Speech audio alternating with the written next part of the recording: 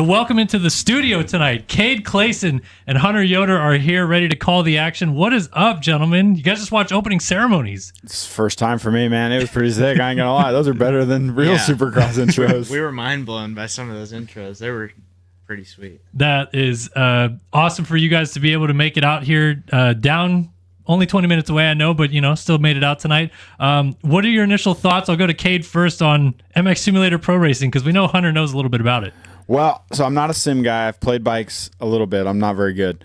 But I'm excited to watch these dudes duke it out because I watched your pre-lap, and you looked really good. I was like, dang, that was sick. And then I heard how much you were off the pace, and I was like, this is going to be sick. Yeah, these guys go hard. But for you, Hunter, you've seen this. You know what this series is all about. I know you didn't get a chance to watch last week, but man, it's awesome to have you here because I know that you've been a longtime fan as well. Yeah, I've played this game for probably, I don't know, I'm 20 now, so probably close to 10 years. So I apologize. I'm going to throw this out there. I apologize to anybody that I've T-boned on the server. That's my bad. I've matured since then. But yeah, I'm excited to watch these guys shred around the course. I was telling Cade, it's like watching somebody ride the vet track, like when I play, and then, you go and watch Tomac, like completely different level. So I'm excited to see these guys show off their speed and see how far I am off the pace. Sure, and a full format. I know Cade was not too sure of that program before we got here tonight, but we get heat races, LCQs, the transfer spots aplenty will be fun to watch as well as the main events. And this track looks kind of interesting tonight. I know you guys got a quick chance to look at it. Anything stick out to you guys, either of you, on this track of either passing areas or some fun spots we can look out for tonight? The section before the finish line was kind of throwing me off a bit. I don't know if there's 3 tabletops or what they got going on there, but I'm excited to see if somebody throws in a different line there. Maybe that would be cool. But yeah, the track looks fairly one line, to be honest. So I think it's going to be whoever gets out front first will probably have the best chance of taking this thing home. What about you, Cade? What are you seeing out there? I think the sand into that first section that's like right after that is going to be cool. I think if someone can pull that quad off that I think we'll end up doing on race day, it'll be a kind of a game changer. Yeah, maybe make some inside passes into that right-hand corner before that next rhythm section. All right, let's go ahead and talk about qualifying. We'll jump off the screen with these fellas right here and talk about our qualifying times, which we now have up here. And it looks like the MX Sim playoff champ, Luke Sullivan, also Cade's guy tonight, tops times at a 57.062. Very close times. I mean, we got how many guys in the 57s? 8 different riders in the 57s, and then a whole host more in the 58s. So close times aplenty, but we got Sully up top. Last week's winner, Braden Carter, goes 4th. But Cade, your guy, fastest. Yeah, my guy, North Carolina native. I like this. He's going to be the guy I'm cheering for all night long, for sure. Hunter, you told me that you remember Lexus Leclerc, obviously, from back in the day, goes 9th fastest here tonight. Any of these names jumping out off the page to you, though? Matherly is my guy. Okay. Matherly is my guy. I grew up with Matherly riding on the weekends, and yeah, he's one of my close buddies, so I'm excited to see what he's got tonight. Oh, yeah. Cade, we always know, brings the goods. We'll look down the field and see if we see any other familiar faces. Well, you guys probably know about that gentleman there in 23rd. We know something about Leitzel and Schaefer. And Schaefer, that is too. Schaefer, yeah. Yeah, Schaefer out there. T-Lang, former national champion, goes 27th here tonight. It looks like the cutoff Did I just see Casey Cochran? Casey Cochran's Yeah, Casey Cochran out here in 35th. Qualifier, we know he can race quite well. And then fast 40 cutoff time, 59.05. So if you ran a barely 2 second a lap slower, you are not making it here tonight. Is that usually about how close it is? It can be. It certainly can, especially on football stadiums because the tracks are tight. So it's a good thing that in real life I would be cut, dude. Oh my goodness. Very close times in our 450 class. Let's look at 250 Supercross West. Braden Tharp at a 58.6, fastest over Jake Speece, Lucas Brun, Max Wilczek, and Joey Carter. So a lot of guys in the 59s, a couple guys in that one flat range, and it looks like our cutoff time was a 101.6 by Famador there. out of Australia. And Tharp, 58.6. So basically 3 seconds separating the 250 class guys as well. They are cooking on this racetrack. So here's the results from last week, essentially our championship standings as they run. Hayden Stevenson wins the Anaheim opener in 250 West. Tharp, Wyatt Grant, also known as Josh Grant's kid, third last week. Jake Spieth and Rico Delat inside of the top 5. So we'll keep an eye on some of these faces and see how they do in that 250 West main later on tonight. But the big dogs, man, they gave us a hell of a main event at Anaheim 1. Carter, Sullivan, Leclerc, Rogers, and Shirley inside of the top 5. And we're going to see if Carter, who broke the all-time Supercross wins record last week, can bump it up to 30 career wins. Finally surpassed the longtime record holder Tyson Fresquez to get his 29th career win at A1 last week. So that is a look at our point standings rolling into tonight. Let's jump in the race server and see who is in here and ready to go racing here in just a few minutes. Want to make sure that we are all right. So they're still doing UID grab, and I'm still rocking an old kit here, but we can take a look at the track here for just a minute, and you guys can talk us through a little bit more about what you're seeing out there. How about this first turn right here? Medium length, start straight into kind of a sweeping left hand first corner over a lane. Anything there that seems peculiar? It seems pretty normal, right? Pretty safe, right? Yeah, like, safe. It's a long start straight, and see, that looked more like me. Long start straight, big wide corner. I think that's safe for us, at least on race day. So hopefully all these guys can make it through and we can see a good battle there. 5 single jumps out of the first corner kind of sets up like a quick switch up into a more longer rhythm section. Do you guys like, as pros, I guess, having back-to-back rhythm sections out of the first couple of corners? It's definitely safer, I think. Like last week, it was the first turn, like a little double, and then basically right into a triple. And sometimes that can get pretty hairy. We've seen lots of bad accidents like that. So for us, it's just a little bit safer. But I've even said I think whoops in like section 2 isn't a terrible idea because it really helps space everyone out on the first lap. But any of it works, really. How far into a lap do you guys think is the minimum a Supercross triple should be? It's this track will be cool because it's out of a 90, so it's relatively safe, right? Like you can't.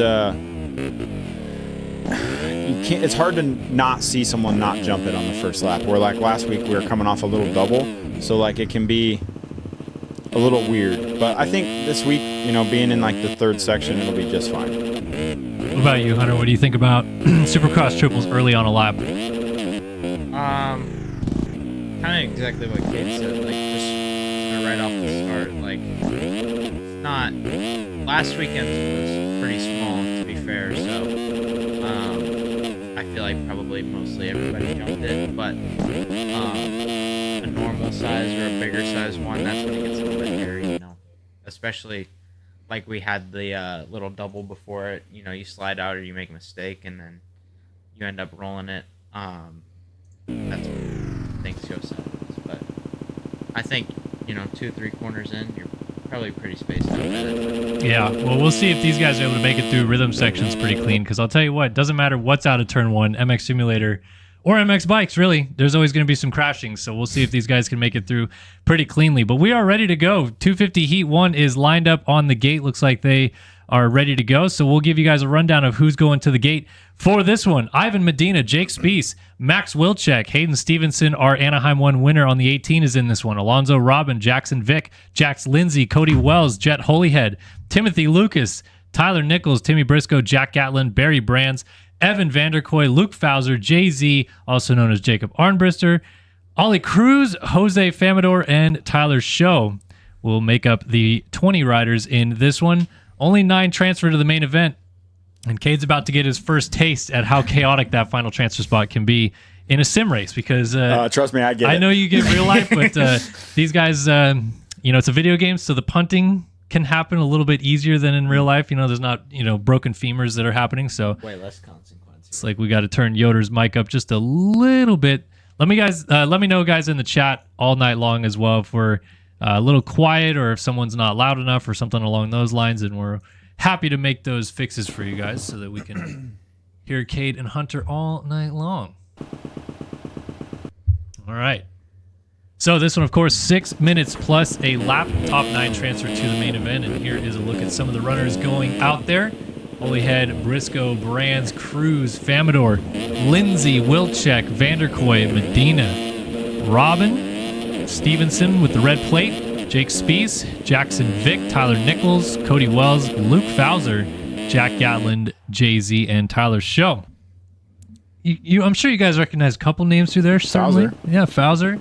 Jackson Vick, Ripper on I think he's now up in the 85 class, but he was in the 65 class recently. So cool to see a couple of the real-life Rippas out here, as they are in studio. Real-life Rippas in the studio. I like to consider myself one some days. At least a rider. All right, folks, here we go. Let's get those revs up and go racing tonight here in San Diego. 9 make it to the main event. It's 250 West, heat number 1, live here on Start Your Systems TV. Let's go! Couple guys hit the gate, long gate hold right there after the 30 card went sideways. Looks like the 71's trying to lead them in, and it will be Jax Lindsay, the Evolve machine, gets out front, and he'll get a little bit of a gap established right away as Barry Brands moves up in a second, Jackson Vick in third, and we're seeing some chaos here in the background as our red plate holder is down.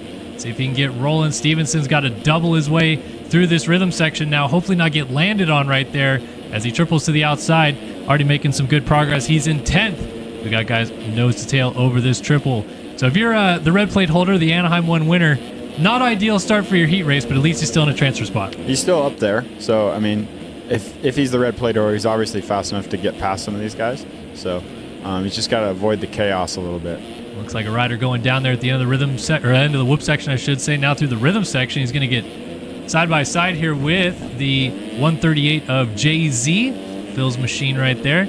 Peek back out front to our leader, Jax Lindsay, as he cruises away with the race lead. 1.6 seconds already opened up. And we got a fight for second, third, and fourth starting to brew. Brands on the impact machine ahead of Timothy Lucas. And who's between them?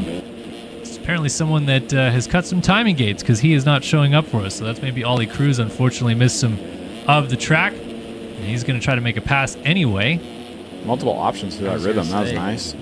2 in didn't look as slow as I thought it was going to. Yeah, going big to big, I think maybe saves you a little bit instead of having to go off it. Ooh, getting a little sideways. Barry Brands jumping off the track. And, jumping over right there. I think that was Ollie Cruz. Timothy Lucas going sideways in the whoops. Got to watch out for the inside line. How did that guy not go down? And then Barry Brands squeezes his way through. Well, unfortunately, these guys making us look like amateurs out here to start this night show. But our leader, Jax Lindsay, getting away. So a 3-second gap. And then chaos going on behind them. Hunter, this is getting wild. There's a lot of carnage going down. I was going to say, I feel like if you make it through the first lap, you're good. But I feel like maybe 2 or 3 laps in might be when it calms down. So I think the red plate holder fell at the end of the whoops on that lap, too. We'll go back and find him. Where is our red plate holder, Hayden Stevenson? He is outside of a transfer spot, running in the 14th spot right now. And he's right behind Luke Fowler trying to make some passes. We'll go on board with him here for a minute. This is the view that he has trying to work his way back into a transfer spot. Riders going down Cross Jump City up here. And right behind Luke Fowler, we've got another rider down in this rhythm section. But he can see the transfer spot, but he's got to get through 3 or 4 more guys to get up there. Got to get 2 right there, a couple down, and now Luke Fowler, next guy on his list, gets into the side of him, and Fowler pushes him off the track. I think Fowler maybe went down. As Stevenson gets back on behind a couple of guys entering the whoops. Wheeling through the whoops in the front of the screen right there, and he goes down. These whoops are killing people tonight, and Stevenson's down again. These whoops might be the game changer for tonight, Kellen. If they can't keep it on 2 through there, we might have some curveballs being thrown. Yeah, they are very steep this week. It's not very often we see really, really steep whoops like that make their way into MotoOption Supercross, at least of late. They kind of spread them out a little bit more, so maybe throwing a curveball to some of the setups that these guys have. A little bit more dialed in on the flatter whoops that we've been having. And these ones might be dozer built. Yeah, dozer versus the loader. Is that what we're talking about here? Mm-hmm. Oh, yeah. I mean, your guy out front, Jack, he's got a 5-second lead. He ain't struggling. Jump on with him as he bounces through the whoops a little bit further. He got through him clean that in. Hey, he's on 2 wheels, so. Yep, that's all that matters. I mean, we're seeing these 250s also kind of struggle getting from table to table right there, coming into the finish line jump. But Jax Lindsay is putting the hurting on him. 101.1 last time by. New fastest lap of the race. 8-second lead And this is about as good as it gets in a heat race. Get an early lead, obviously hole shotting this one, and pull open that lead as much as you can. So in the event that you do have a mistake or a fall, no one's going to get to him. Does the track reset between each race? It does. It does, okay. Yeah, unfortunately, MX Simulator still has the old setup a little bit with it. MX Bike's obviously able to run from start to finish all night long and have the track erode. Nice little scrub whip right there for Jax Lindsay showing us how it's done. But yeah, the main events is when it'll be the worst, obviously. The longer the races go, the more the track erodes. And we'll see different lines. I wish we could get that much track prep. It'd be sick. Yeah, reset every time. Yeah, every time. That would be great. How long do you think it would take them to fully reset the track between a race, you think? They could do everything but the whoops in like 15 minutes probably. But with all the guys they have, yeah, I bet it would only take them 15, 20 minutes. All right, there you go. So, but the whoops take just like tack an hour. on an extra hour and a half. Yeah, exactly. well, fortunately, dude, that bull turn looks so sick. They just lay, both of those two, they just lay into them. Yeah, that's the way it works right now in the game. Pretty much one line gets established and everyone likes to dig it out more and more. And it eventually gets choppier. The way that the erode system works in this game, it kind of chops out the corner a little bit, but not as much as you would probably expect it to. So for the most part, everything stays good. Here's a battle for second starting to brew, though, is Wilczek closing up on Timothy Lucas. Different options right there, tripling in versus doubling in. And it kind of evens out. Inside after the triple is Wilczek swaps, and fortunately not a fall-off crash right there. You'll learn about that, Cade, here tonight. You can fall all the way off the machine, and that's about a 10-second crash, or you could have a little mistake like that where you're able to actually stay on the bike and only lose a few seconds like Wilczek right there. He absolutely just crushed the whoops that lap, though. Yeah. Well, you're going to start seeing, especially as the longer races go on, the whoops wear down a little bit, a main line through them that gets cupped out a little bit more nice. Front end tuck right there for Jackson Vick after the finish line jump. That's going to cost him. Let's see, will it cost him a transfer spot? It will not. He's able to stay up there in 7th. Tyler Show in 8th. Coming in right behind him.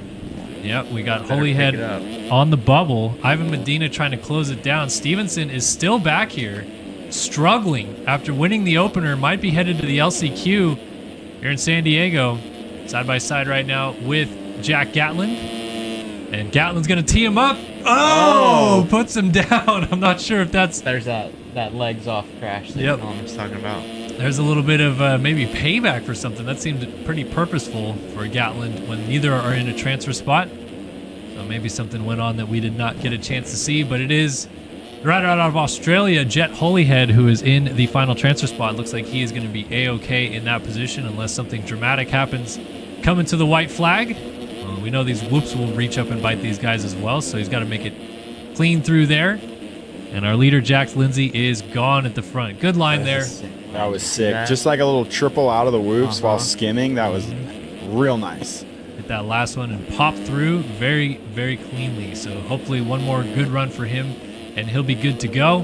Peek back out to our leader, though. He led this thing from start to finish, made it a quite boring race along the way. As you say that, and he almost goes over the bars. Getting around through some lap traffic here, but Jax Lindsay bouncing through the whoops, little hop at the end as well, is on his way to winning this heat race, and he's going to bring it down over the on-offs one more time, and heat 1 here in San Diego goes to Jax Lindsay. He's fired up, got the bike humps, triples over the berm. Perfect landing. Nice transfer right there. So it will be Wilczek who gets through into second. Nice run for him over Timothy Lucas. Cody Wells, Evan Vanderkoy, Barry Brands 6th, Jackson Vick still holding on for 7th, Tyler Show in 8th, and will Holyhead make it through the whoops one more time? A little bounce early, but clean otherwise. So once the whoops wore in a little bit, I think we figured it out. These guys, they're a little bit more professional once the track gets harder, apparently. What's the erode on? Probably 0.7, 0.8, somewhere in there. All right. Would be my guess. I don't remember what they actually keep it at these days, but... Pretty impressive that they can get one line going. Like, I know if this was me and my buddies playing, like, I mean, I'm sketchy. You're scattered across the course. I'd have lines everywhere. So, points leader didn't make it? Points leader did not make it. We'll go back and find where he actually finished 13th, so not even a decent gate pick necessarily for the last chance qualifier. Fortunately, a pretty fair start, so all should be good there. By the way, a couple shout outs in the chat for some people. We got some subs coming in. Pinned166 resubbing for his 70th month straight. Appreciate the support. And Emmett Sund as well just used his Prime sub. Again, remember, if you guys have Prime and you haven't used your Prime sub yet, hit it up. If you're only watching me and nobody else on Twitch, be sure to use those. And appreciate, of course, the support over on YouTube. Everyone's still watching there as well. And yes, Shade on YouTube wants to know, Kate Air? Yes, Kate Air is here. Kate Air. Yeah, dude. All day long. Is there any Kate Air lines that we can see out here? Are we quadding somewhere? Bro, we Kate Air just about everything. Ain't got to be a quad.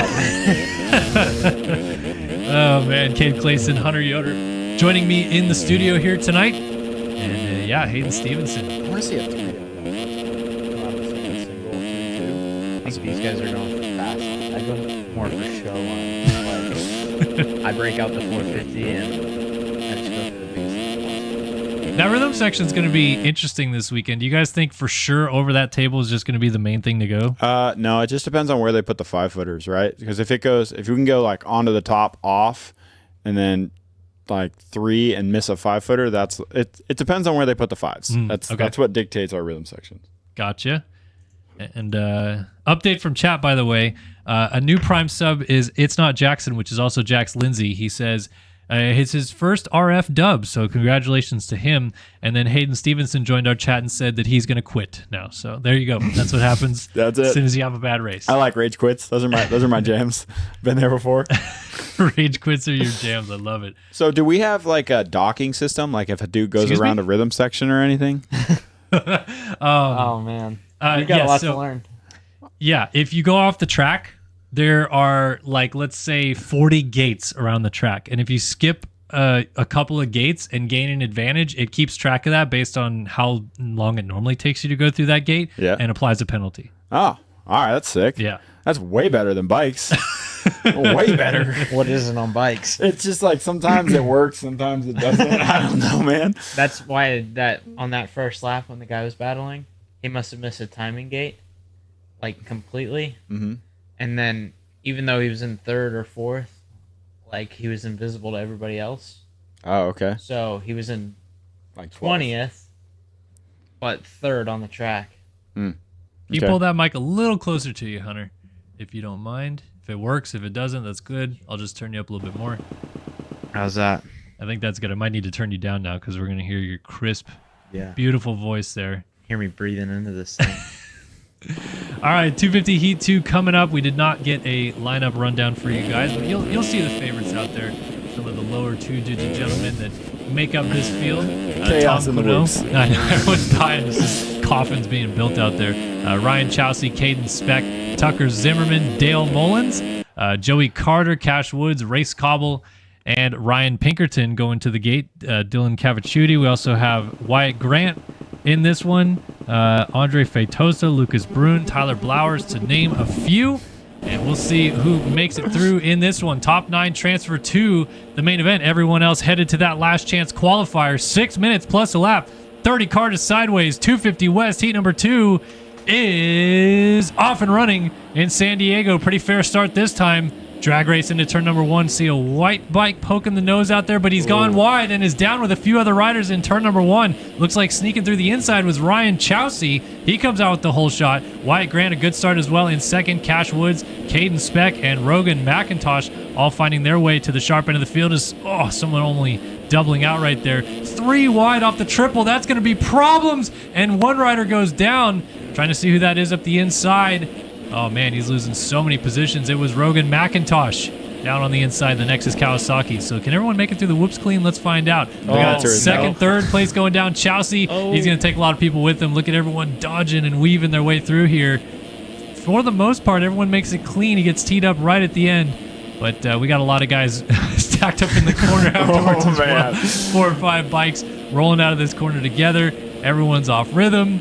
No one feels comfortable. And we're all uncomfortable watching it as well. So let's peek back out to the front and see what's going on. Looks like Cash Woods has taken over the race lead after that crash. And he has got Caden Speck hot on his heels. So 2 riders getting away a little bit in this one. Might be better battle out front than what we saw in our first heat here tonight.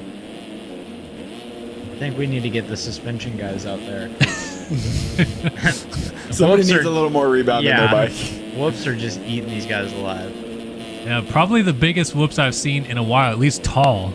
Usually they, like I said, roll them out a little bit more. So we got a change for the lead coming. Caden Speck triple doubles his way through, and he is into that position.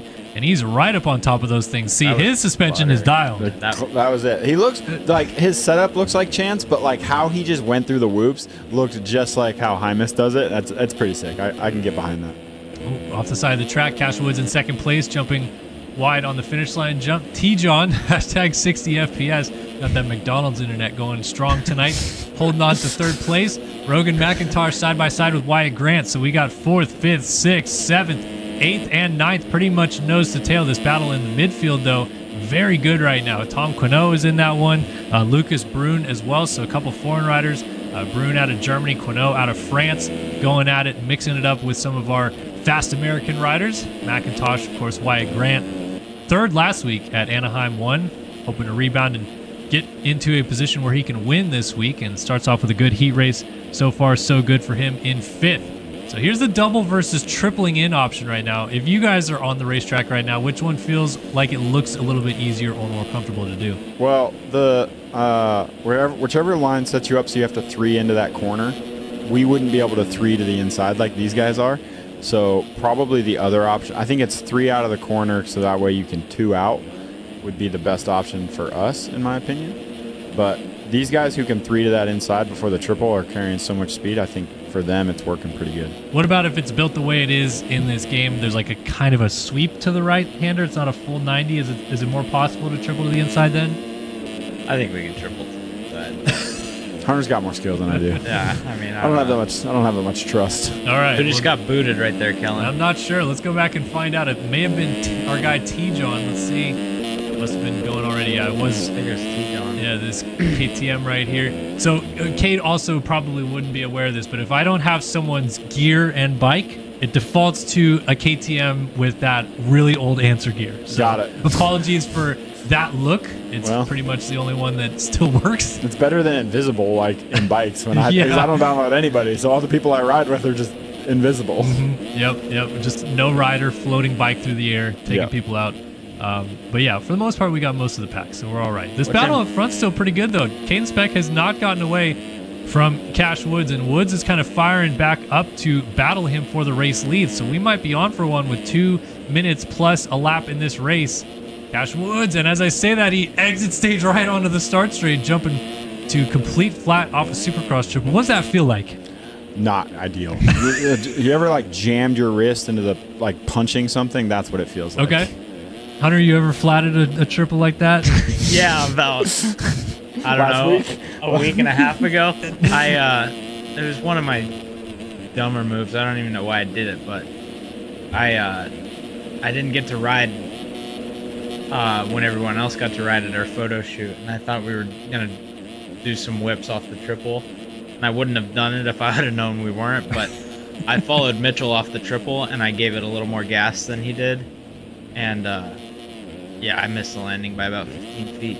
Not ideal at all. Neither is crashing the lead away, as Caden Speck has done that just before the finish line jump here onto lap number 6. So less than a minute to go in this race. And for both of you guys watching, upper left-hand corner of the screen is how long time-wise we are into the race. So if you see that timer up there, you guys can see that here. I think the other one was 7 laps, right? Around that, yeah. So keep an eye on the laps as well. This is actually going to be really close watching Cash Woods out front. I think he's going to just get to the mark before 6 minutes have come and gone. We'll stick with him just to see if he does. We got 28 seconds left on the clock. I'd have to imagine he gets a clean run in the whoops. He'll probably get there. He's most of the way around the lap at this point. Little nose high on the entry to the rhythm there, but a nice recovery to go 2-3. The top 3 in this one are faster than the winner of the last one. Yeah. The last one, the fastest I think he did was a 101. All these guys are on the 1 minute flats. Yeah, the one track flat. was a little bit slicker for the course. They laid down some water and Did some water in? yeah. Okay. Well, another thing to consider as well is these guys only get to download the track 1 hour before this race tonight, so they've all learned the track in this 1 hour. So if your second heat, you have another 7-8 minutes to even continue practicing the track. So maybe they did that, dialed in the lines a little bit more. And it looks like we did get Cash Woods over the line before that 6 minute mark. So it is 2 to go on the track right now. Time has expired. Caden Speck still in second. Wyatt Grant third. McIntosh climbing his way back into fourth after that fall. Brune in fifth. Quinault sixth. They've hung out together the whole race. Pinkerton seventh. Tharp in eighth, our fastest qualifier there. And Joey Carter running in P9 for Dr. Do Racing. So it looks like these guys are pretty solid. Chelsea getting passed by T-John up the inside for 10th. And these two gentlemen are hoping to work forward, but they're currently working on each other, battling it out for 10th place. And Carter is just cruising along here. Carter's got the sickest kit. You like that kit, yeah? That's the lit kit award. I'm not sure what gear we're running here tonight, but it's something. Oh, it's just like it all goes together, right? Pink or the purple A-stars. Oh, he's getting lots of passes. I think it's just Dr. Do themed gear. Yeah, Pinkerton and Wyatt Grant were down together, so they are now back in 8th and 9th respectively, going through the whoops a little bit slower as they battled each other, and that's going to allow Chelsea to get back up there. So Chelsea, who got the whole shot, finding his Dylan Ferrandis in himself here and going backwards in the heat race. He's outside looking in right now. We'll see if he can make it in on this final lap as these guys all continue to battle. We'll peek back out front one more time. Another change for the lead. Cash Woods threw this away. He's been warming up his arm this whole race to toss this thing away, and he is now in second place as Caden Speck has retaken the lead, and the EVP Honda on his way to a victory in this one. Oh, as I say that, he blows it, goes down, cases the rhythm section, and that's going to hand it back over to Cash Woods. So can Woods make it through the whoops clean? Yeah, he is solid as a rock through there. No problem. Even a little hop at the end. Like that line, and then on, and off to the finish line jump. Little wild, but he takes the heat race win anyway. And Speck will finish second, McIntosh third, Brune fourth, Tharp fifth, Quinault sixth, Joey Carter seventh now, Pinkerton eighth, Grant still ninth, and Chelsea down trying to close up on them. So these guys just have to bring it home, and Wyatt Grant just makes the main event with a P9 finish right there. Braden Tharp threw down last 4 laps. He had 3 purples. There you go. So that's our fastest qualifier. He knows how to lay it down, but he does not always get great starts. So. Oh, yeah. 59, fastest of the race. Look at that guy. Cruising. Yeah, he did. So, yeah, this whole heat, the top 4 were all 1 minute flats, and 5th was a 59. So I think that's better than the whole other, than the winner in the first heat. Yeah, and faster overall. So obviously the winner in this one will go to the line first. How does a gate pick work, Kellen? Like, fastest heat race goes first, and then it alternates. Fastest lap time or fastest finish time? TRT, total race. Well, then this one was longer. Well, it was longer based on 1 extra lap. Yeah. But they did 1 extra lap, so then it resets. Good call. Got it. All right. Why are we on the gate? Do they pick their gate with like the command? Wrong homologation. Yes. So the command to pick the gate is server comma gate, and then your whatever number you want to pick. Our inside gate is 1 this week, so that's how they pick it. But these guys are all on their wrong stuff. They rehomologated the 250 class. And the way this works for UK to understand is, on MX Bike server, sometimes it'll be like only MX2 OEM or something like that. Yeah. They force it via scripting so that no one can accidentally run a 450 and 250 racing. Yeah. So they didn't reset it. Now these guys just restarted, and these are all the 450 guys still on 250s. Got so it. they're going to restart the server here in just a minute and get that going. But we can take you guys through who should be going to the line in this 450 heat race. We got Austin Pardelow, Austin Schaefer, Tyler Shields, Jeremy Schiabro, Braden Carter, Garrett Hollenbeck, Jacob Hubbard, Casey Cochran, Jeremy Siebolt, Evan Holt, Anthony Pachone, Cade Matherly, Jeff Cooper, Talon Zollers, Trevor Burns, Devin Davis, Dylan Dallaire, Tanner Rogers, Tyler Lang, and Killiam Ortiz all going to the line in this one. So we got the champ, we got Casey Cochran, we got trying to pick out some other names you guys might recognize in here. Colby Eaglin, he was the guy you guys were stoked on his opening ceremonies, his little maneuver there. So he's going to the line here. Oh, that was the guy that did like the stoppy wheelie thing onto the stand? Yeah, that guy was sick. Yeah, that guy was sick. Wasn't Schaefer, did he race both classes? No, Schaefer's in this one. Yep. You can't race both classes. You can't race both classes? Nope. Okay. I believe we have Lightsville coming up as well, right? Is he? I'm not sure he's in this one. He will be in the next one, though. The big number 3 in the game. 3. Oh, yeah? Yeah, Number 3? Did he get third last year? No, he's former 250 national champion. Okay. Yep. Oh, you know what? I remember that. He did brag about that at one point in time. I do remember that. Oh, gosh. That's funny. Oh, so the rule thing, you know, do you have to earn a 2-digit? You have to earn a career number by being top 10 in GNC, or winning a championship gets you a single digit, but it has to be non-regional. So you have to win the outdoor 250 title or 450s. So, yeah. Okay. Let me see if I can take you guys through who has career numbers in this one. Eagland, Carter, Lang,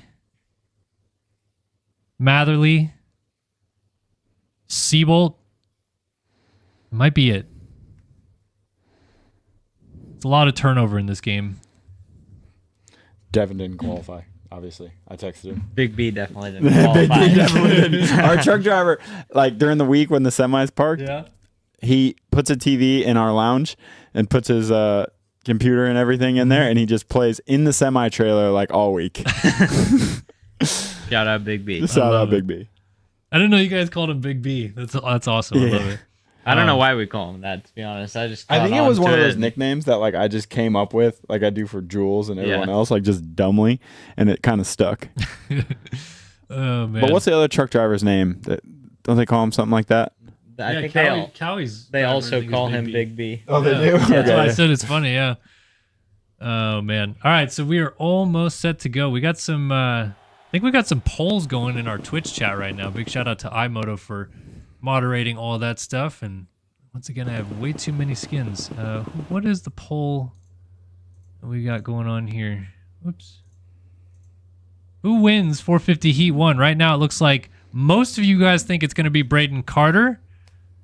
Colby Eaglin's got the second highest share. Trevor Burns, Talon Zollers. No one picking Cade Matherly or other, though. So it's going to be Braden Carter or bust by the most picks here. Whoa, what's going on with the server?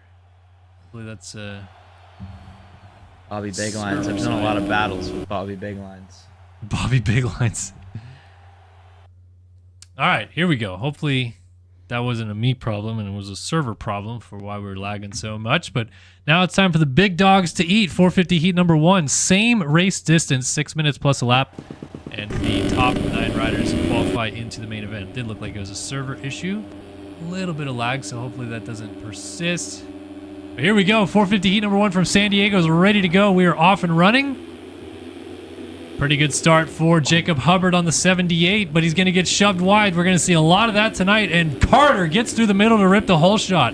The champ and Anaheim 1 winner is out front. He's bringing Colby Eaglin with him, and Tyler Shields in third. Eaglin versus Carter. This could be a great heat race, and we got a triple quad right there, single out of the rhythm section, so we're going to see what the 450 guys are doing slightly different.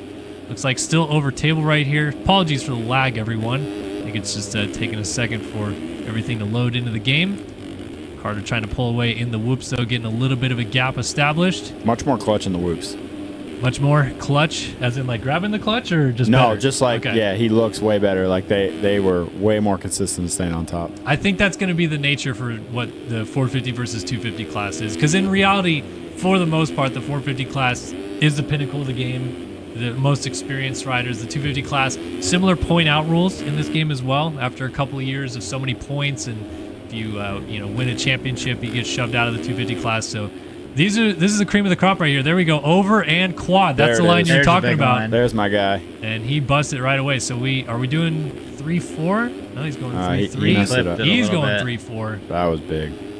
But then you got to single onto the flat, so like I don't know if it's really even any better. Well, maybe you could kind of use the single to stop and kind of like hook a turn. It's possible. Jump the tough blocks, even though we know that that's not legal. Hey, Roxon did it this weekend, didn't get penalized. Yeah, I know. It was just me because I did it awesome on TV, you know? That's San Diego, too. Yep, poor Cade.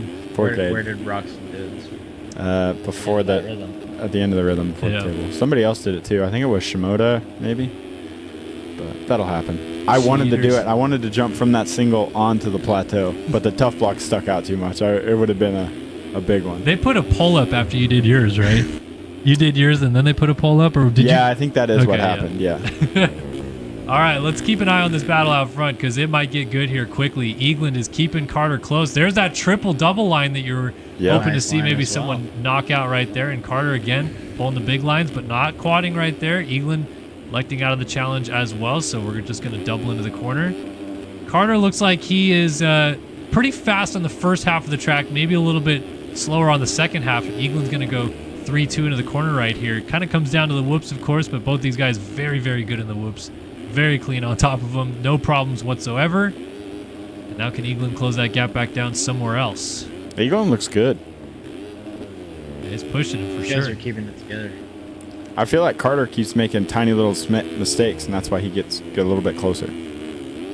Like he's probably faster, but the mistakes hold him back. These two know each other, very familiar with racing each other over the last 3 or 4 years in MotoOption Supercross. Both former 250 Supercross champions, and of course, Carter, our 4-time and defending MotoOption Supercross champ. Yeah, see, that's nice. Yeah, it stays lower for sure, I think, Oh, right? there's a mistake. But you stay lower by just getting over that kind of peaky. Yeah, you don't have to hit the mid-signal there. 5-footer, the steep 5-footer. You get over it. And you can kind of even like launch a double a little further into the corner, right? So not too worried about that either. But yes, Eaglin did make that mistake.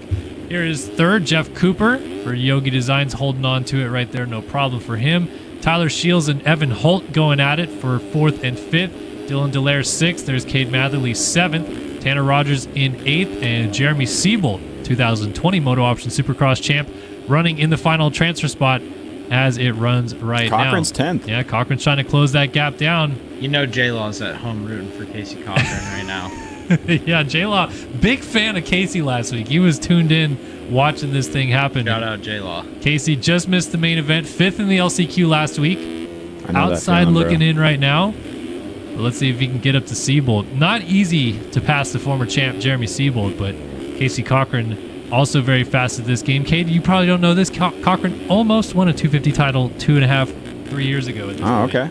So Oh, he's dipping to the inside here. yeah, let's see. Is he if he's 3 and got- over? Nope, no 3 over for him. And That no- 3 over must be really hard. No quad for Siebold either, so it kind of kept it tight. Now we get to see the split options versus triple versus the triple double option. Evens out. Nothing really to do other than over this table, it seems like. It would be One cool if line. someone could like roll on top and step off, but oh, there's Casey. There's top Little 9. pass on There we the go, backside. Don. Pass. Let's see if Siebold's able to find a way back through. Not there in the whoops. Cochran a little long and not a good drive right here. Siebold almost into the back of him. There's my wheel tap off the table. I like that. I've done that line before. Slightly missed that inside rut. They're catching Shields, Rogers, Matherly, all kind of right in front of them here. And Siebold's just trying to keep him as close as he possibly can. See, like Casey right here, he doesn't really want to catch that dude in front of him because if he catches him, he's going to get held up, and that Siebold will then be able to have a better odds of getting a pass on him. You know? Yeah. When you're in 9th, you want a gap to everyone. You don't want no one messing up your race. Cade is super tactical with where he's at in 9th place. He's thought about this before. Yeah. 8th place, really. Oh, we got a rider missing the triple. That's Shields. Shields was in a transfer spot. What does Cochran want to do now, Cade? Now he just wants to ride his own race. Oh, Siebold almost gets taken down. Good run through the whoops. Let's see if he pays it back to Shields in this corner. Shields is like, was smart. he knew that was going to be a bad situation for him. Backed out of the challenge right there. Oh, man. And now everyone's just running for their life. Oh, Cochran. mistake. Shields alongside on the wall jump. Let's see if he gets Siebold in this corner. It's going to go to the very top of the berm, and Siebold's going to cut back down. Siebold, he thought about it. He thought about it, but does not go for the pass attempt. Now inside here before the triple. Cochran's just trying to run away and get away here. As Siebold now down the inside into the sand, pushes Shields out and makes that pass stick once again for 9th. So back and forth we go. Oh, I missed the quad. Which position do you guys want to be in right here? 8th. Yeah, I'm for sure taking Cochran's spot. Yeah. I feel like Siebold, he caught some fire. He's like, I gotta go. Yeah. Casey's nervous. He's like, I can't miss the main 2 weeks in a row. Siebold missed the rhythm again, but Shields couldn't get it behind him. So that's the triple into the corner right behind him. White flag is waving this time by, and Shields a little bit of a mistake entering the whoops, and he's hopping him. Nicely done to corral it together, but that might be just enough of a gap for Siebold here in this 450 heat race. So Cochran, Rogers, Matherly, Delaire. Cochran, I think he's riding a little bit tight right now. He was clipping things, coming up short a little bit. So Puckering. yeah, I think he's Full nervous. He knows Uncle J-Law is watching him at home. Oh, wow. There's a couple cartwheels in the whoops over there. Those are our gentlemen down in 17th and 18th having a tough time. Carter almost gets into him, but able to skirt by near the tough blocks, and he's going to lead this thing all the way to the bitter end. Braden Carter wins 450 heat number 1. Plows into a couple guys along the way. It's going to be Eaglin second, Jeff Cooper third. Let's go back a little bit further. Holtze fourth, Dallaire fifth, Matherly sixth, Rogers seventh, Siebold eighth now. Cochran on the bubble. Shields is right there, as is Tyler Lang, our 2021 national champion, trying to make it in. Any of these guys going to get a Hail Mary run in the whoop? Shields is trying to send it. It's going to be a little bit too late, I think. Cochran onto the tables clean. Shields going to get it close. Siebold blew it near the end, but they're all going to make it. As of right now, we'll have to see if penalties after the race get added. As Shields ended up 10th, Hubbard 11th, Schiavro 12th, and Lang 13th. That's already a quite stacked last chance qualifier with some of our gentlemen that are normally inside of the top 10 heading that way. Zollers, Ortiz, Trevor Burns, another guy that finished top 10 last week at Anaheim. Schaefer's off the track. Schaefer's not in. He's off the track. Oh, poor Trevor Schaefer. Awesome. Oh. There's my flip. There That's you go. sick. I'm good with that. All right, penalties are in, and Cochran does make it this week by the skin of his teeth. He's through in 9th, and through goes Siebold. He's got to be revved up after that one. Dallaire, Rogers, Matherly, Holt, all making it through. Carter's fastest lap was a second faster than anybody else. Welcome to the Braden Carter Show. All right, Luke. You're coming up, dude. You're my guy. Let's see this. Do it for North Carolina, bro. All right, 450 Heat 2 rolling to the gate. Let's give you guys a rundown of who is in this one. Braden Castellaneta, Luke Sullivan, Maverick Snyder, Cooper Hunt, Caleb Hall, Alexis Leclerc, Matt Cromie, Seth Shirley, Rasmus Balzer, Alec Horn, Brandon Cocroft, Jaden Gomez, Bryce Whelan, Logan Leitzel, Jared Gummison, Riley Hewen, Seth Carr, Ben Nerona, John Heilman, and Chase Blakely heading to the gate. Good to see Seth Carr back this week. Seth Carr, our reigning 250 national motocross champion on the number 6. And he, unfortunately, as I learned last week, was evacuated for the LA wildfires. So he could not make Anaheim 1, but I believe everything is all good with him and his family. His home made it. So good to hear that. And he's back this week. So cool to see him. Unfortunately, championship over kind of before it starts, I guess. But he is a rookie in the 450 class. So just going to move up and try to learn what he can off of the big dogs in this class. But certainly a face we will watch here tonight. Who you guys got winning this heat of the names? I know your guy Luke Sullivan, special place in your heart. That's my guy. I would never root against, or I would never root for anybody else besides Leitzel. Okay, so Leitzel's my guy. Leitzel's got a strong All number right. 2. I'm a little bit confused though. Everyone's on a Husky and Leitzel's on a Honda. Like, I don't know what his reasoning is behind that, but Well, we saw today. is it the chassis or something? Outdoors, people tend to like the Honda a little bit more, chassis-wise, I guess. But we saw today that Leitzel saw that you guys were in studio, and he's like, well, I got to load up the game. So maybe he has an outdoor setup on still. Oh, boy. Not too That sure kind about of sounds like Leitzel's real life program. So, wait, Leitzel did not race A1. He did not. Oh, but he qualified tonight. Yeah, he's in. So he's the good. only reason Leitzel's racing is because of us. There you go. All right. That's my guy. Go Leitzel. Yeah, dude. Yeah. All right, let's see what happens in this one. Final heat race of the night. Again, 9 go to the main event. Everyone else headed to that last chance qualifier. And let's see who gets the all-important hole shot. Our guy, Jacob Hubbard, who normally rips the starts, is not in this one. But Leclerc, a very talented starter in his own right. So we'll see if he can come out of the gate well, or will it be somebody else leading us through on lap number 1. 30 car to sideways. Final heat race of the night here in San Diego. Here we go. Off and running. Gate is down and firing into turn number 1 out of the middle. See the 22 Poconos up there. And it's going to be up the inside. Seth Shirley gets a hole shot. I think he put Leclerc down in the process on the 7. So Shirley out front. Balzer pushed wide, gets passed up by Seth Carr, who moves into second. Balzer's trying to get back down the inside to pass him again. Carr rips the outside and holds steady there in P2. Doolies right there in the 3 spot right there. Castellaneta. Oh, there's an on-off. With Balzer. Yeah, tried to get it and going to triple into the corner right here. Have you ever heard of Patrick? No. That's Oh, when you man. got guys throwing whips side by side. Doolies, baby. all day long. I've been waiting to hear that one all night long. 3 people together is trileys. Then you got 4 people's quadsies. Okay. So All right. we got dualies. We got 2 whips side by side, so it happens. But the Rook, young star Seth Shirley out front, 2-time 250 Supercross champion, nearly a perfect season in 250 West last year. Now up on the 450 side of it and leading this heat race up against his counterpart who won so many 250 Supercross races last year but just narrowly lost the title, Seth Carr. In fact, I think we got all of our 250 guys. Yeah, this is the 250 East champion from last year, Rasmus Balzer. Logan's in right now, dude. Who ended up in the mix. Yeah, he's... Oh my gosh, Balzer almost through the front door. He was just handy dipping it. Just handy dipping. There you go. I got to throw one out there. That's all I need, dude. Balzer and I can go home now. Castellaneta throwing it with Balzer right there, trying to make that pass into 3rd place, side by side into the whoops. Oh, that's like TP and Wyndham right there coming into the whoop side by side like that. And look at that. Castellaneta makes that pass around the outside. Balzer trying to fight back up alongside of the finish line jump.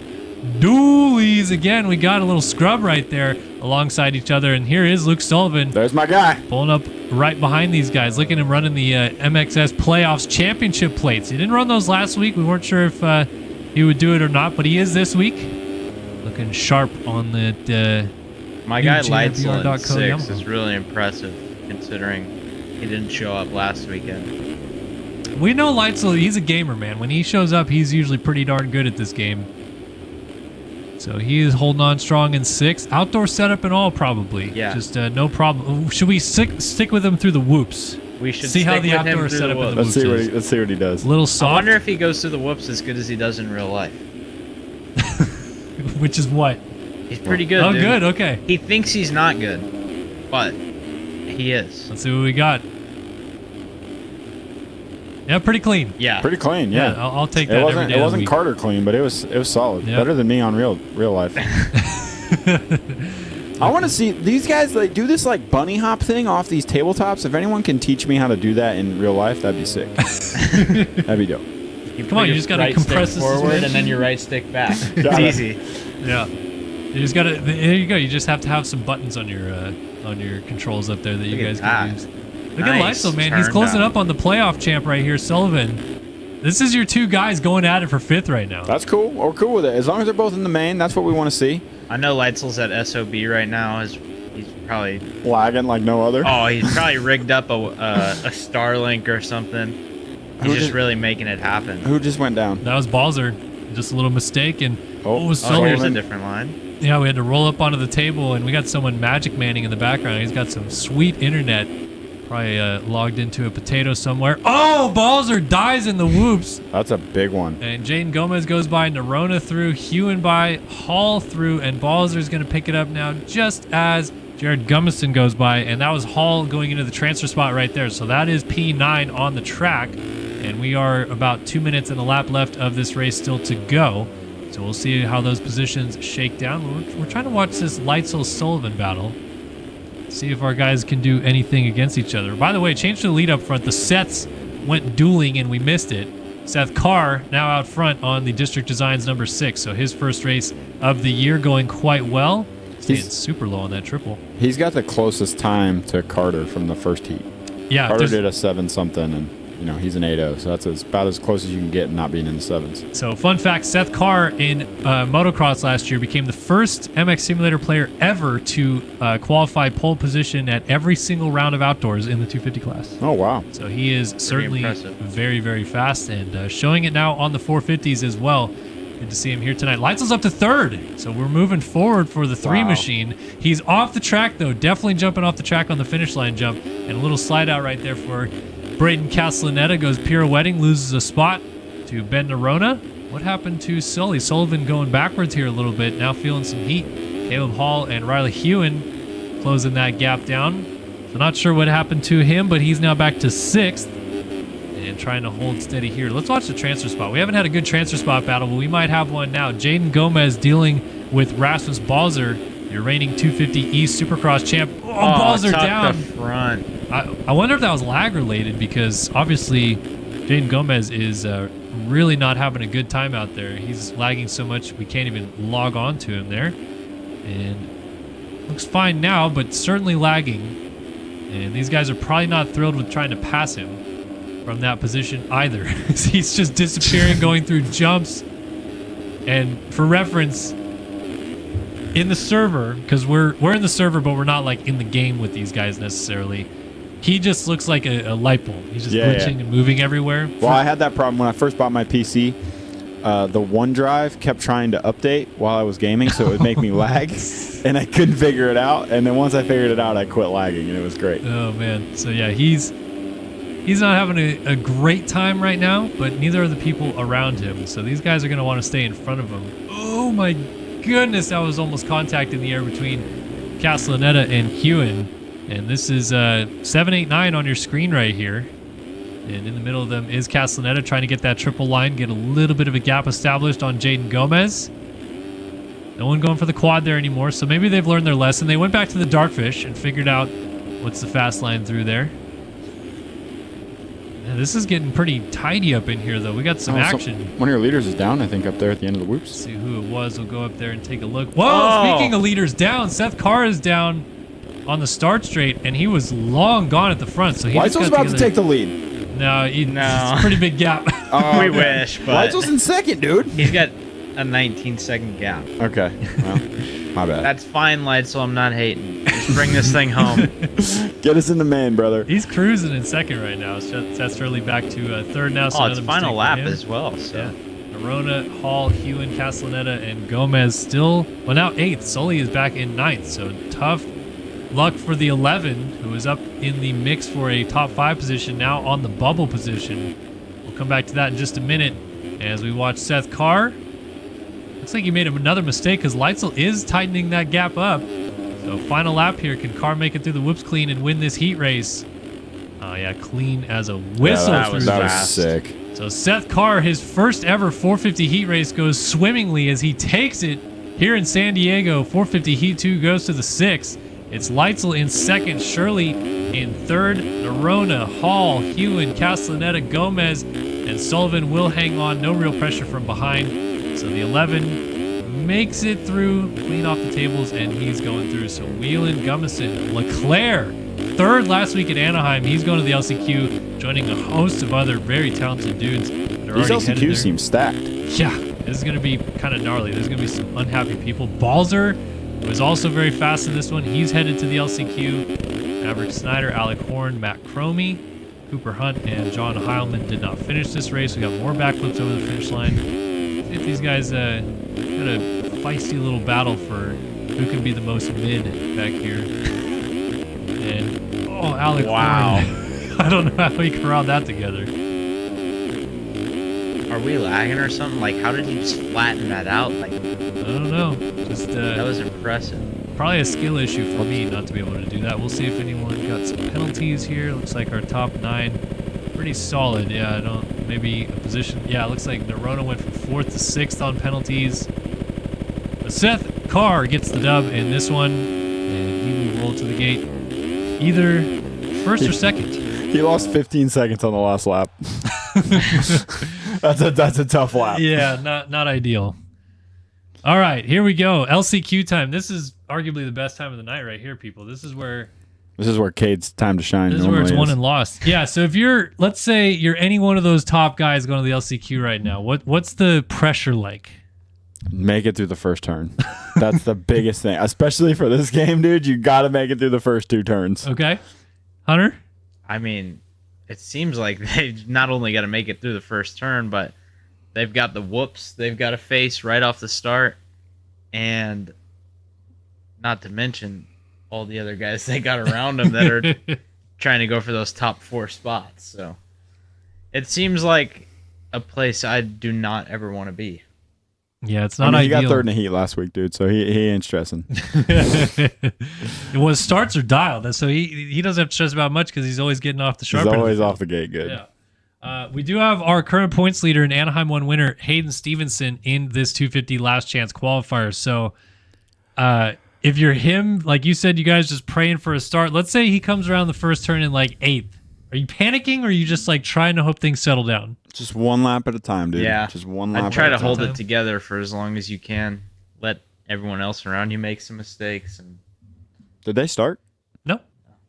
What's the countdown clock? Oh, so Nah, it'll restart like They give them like a warm up lap okay. before every race. So just one lap. warm-up. Yeah, honestly, they probably don't really need it, but unfortunately, Do they not get is there not a warm up lobby? No. That they can sit Everyone that is in the race is in one server. Oh, okay.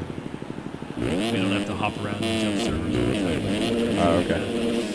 Oh, that's cool. All right, here's our look at some guys going to the line here. Zimmerman, Moreno, Spieth, Mullins. There is Hayden Stevenson, Anaheim 1 winner, and the last chance qualifier this week. Not ideal.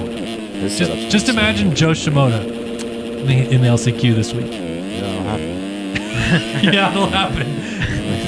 I mean, Deegs and Hamaker were in the LCQ at Birmingham last year. That's right. Good point. Top guys find a way in here sometimes, but here's Stevenson. You are just praying you get through these first couple corners clean. So here we go. 5 minutes and a lap. Top 4 to the main event. And it is put up or go home time here in San Diego. We got some hot dogs downstairs. These guys can go have some fresh ones. If they're heading to the seats after this one, it's time for the last chance qualifier here in San Diego. We're off and running. Who's going to get the start?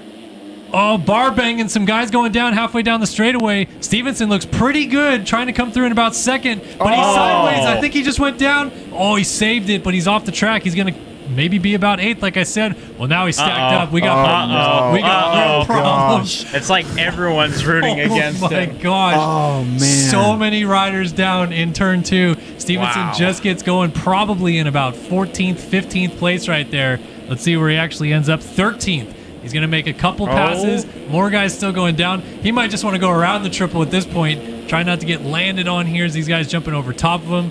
I mean, if anything, the good news is he's 11th. There's still so many guys going down. He's tripling by these guys. He's now into 10th. So not too shabby for how things have gone. More guys going down. He's going to hit one. He's going to chase Sexton over Eli Tomac, that guy. He's going to barely get up onto that table, roll off. We got 3 more guys going by. Oh, it's chaos out here right now. This is absolutely insane. I mean, the problem is the leaders are so far away. Yeah. The dude in first is, what, 20 seconds ahead of him? Yeah, 3 seconds for him. So Zimmerman, Jose Famador, T. John, and Ivan Medina have a bit of a gap. Carson Bolin is also up here with them, but the top 5 are pretty gone. It's Luke Fowler way back here in 6th. Then Andre Feitosa 7th, Jack Gadlin 8th, Spieth 9th, Thorson 10th, Blowers 11th. So where's Stevenson? He's now 13th. So look at this, red plate holder. Oh, this is not ideal at all. What do you do at this point? I have a feeling he'll be handing that thing over at the end of the night. Yeah, you just got to pray. Going to get a freebie spot right there, so up to 12th. And there's every chance more and more crashes will still happen. You just got to get through the whoops clean every lap if you're him. Yeah, he can't crash in the whoops. He needs everyone else to crash in the whoops, except him. All right, up to 11th now. Going to try to make a pass right here into 10th, and he will do it. Oh, nice little slide job right there. That was a nice pass. And into 10th place, he goes around Alonzo Robbins. So now he's got to get 6 more spots. There's another one. Jake Spieth is down. Thorson, Gatland, and Medina still tied together. That's all the way up to 6th. Then Fowler, and then a gap up now to Jose Famador, who I know a lot of people in this game. I have never heard of this name before in my life. So this is a fresh face to the scene, and he's trying to make his first main event here tonight. But he's got to hold off the charge from Fowler and a lot of other guys trying to close that gap down. Did Fowler turn pro yet? I don't think so. I think he's still amateur. I think he's going to race A-class this year. Loretto's would be my guess. Okay, all right. I like his goggles. Yeah, what goggles are those? What do we got going on here?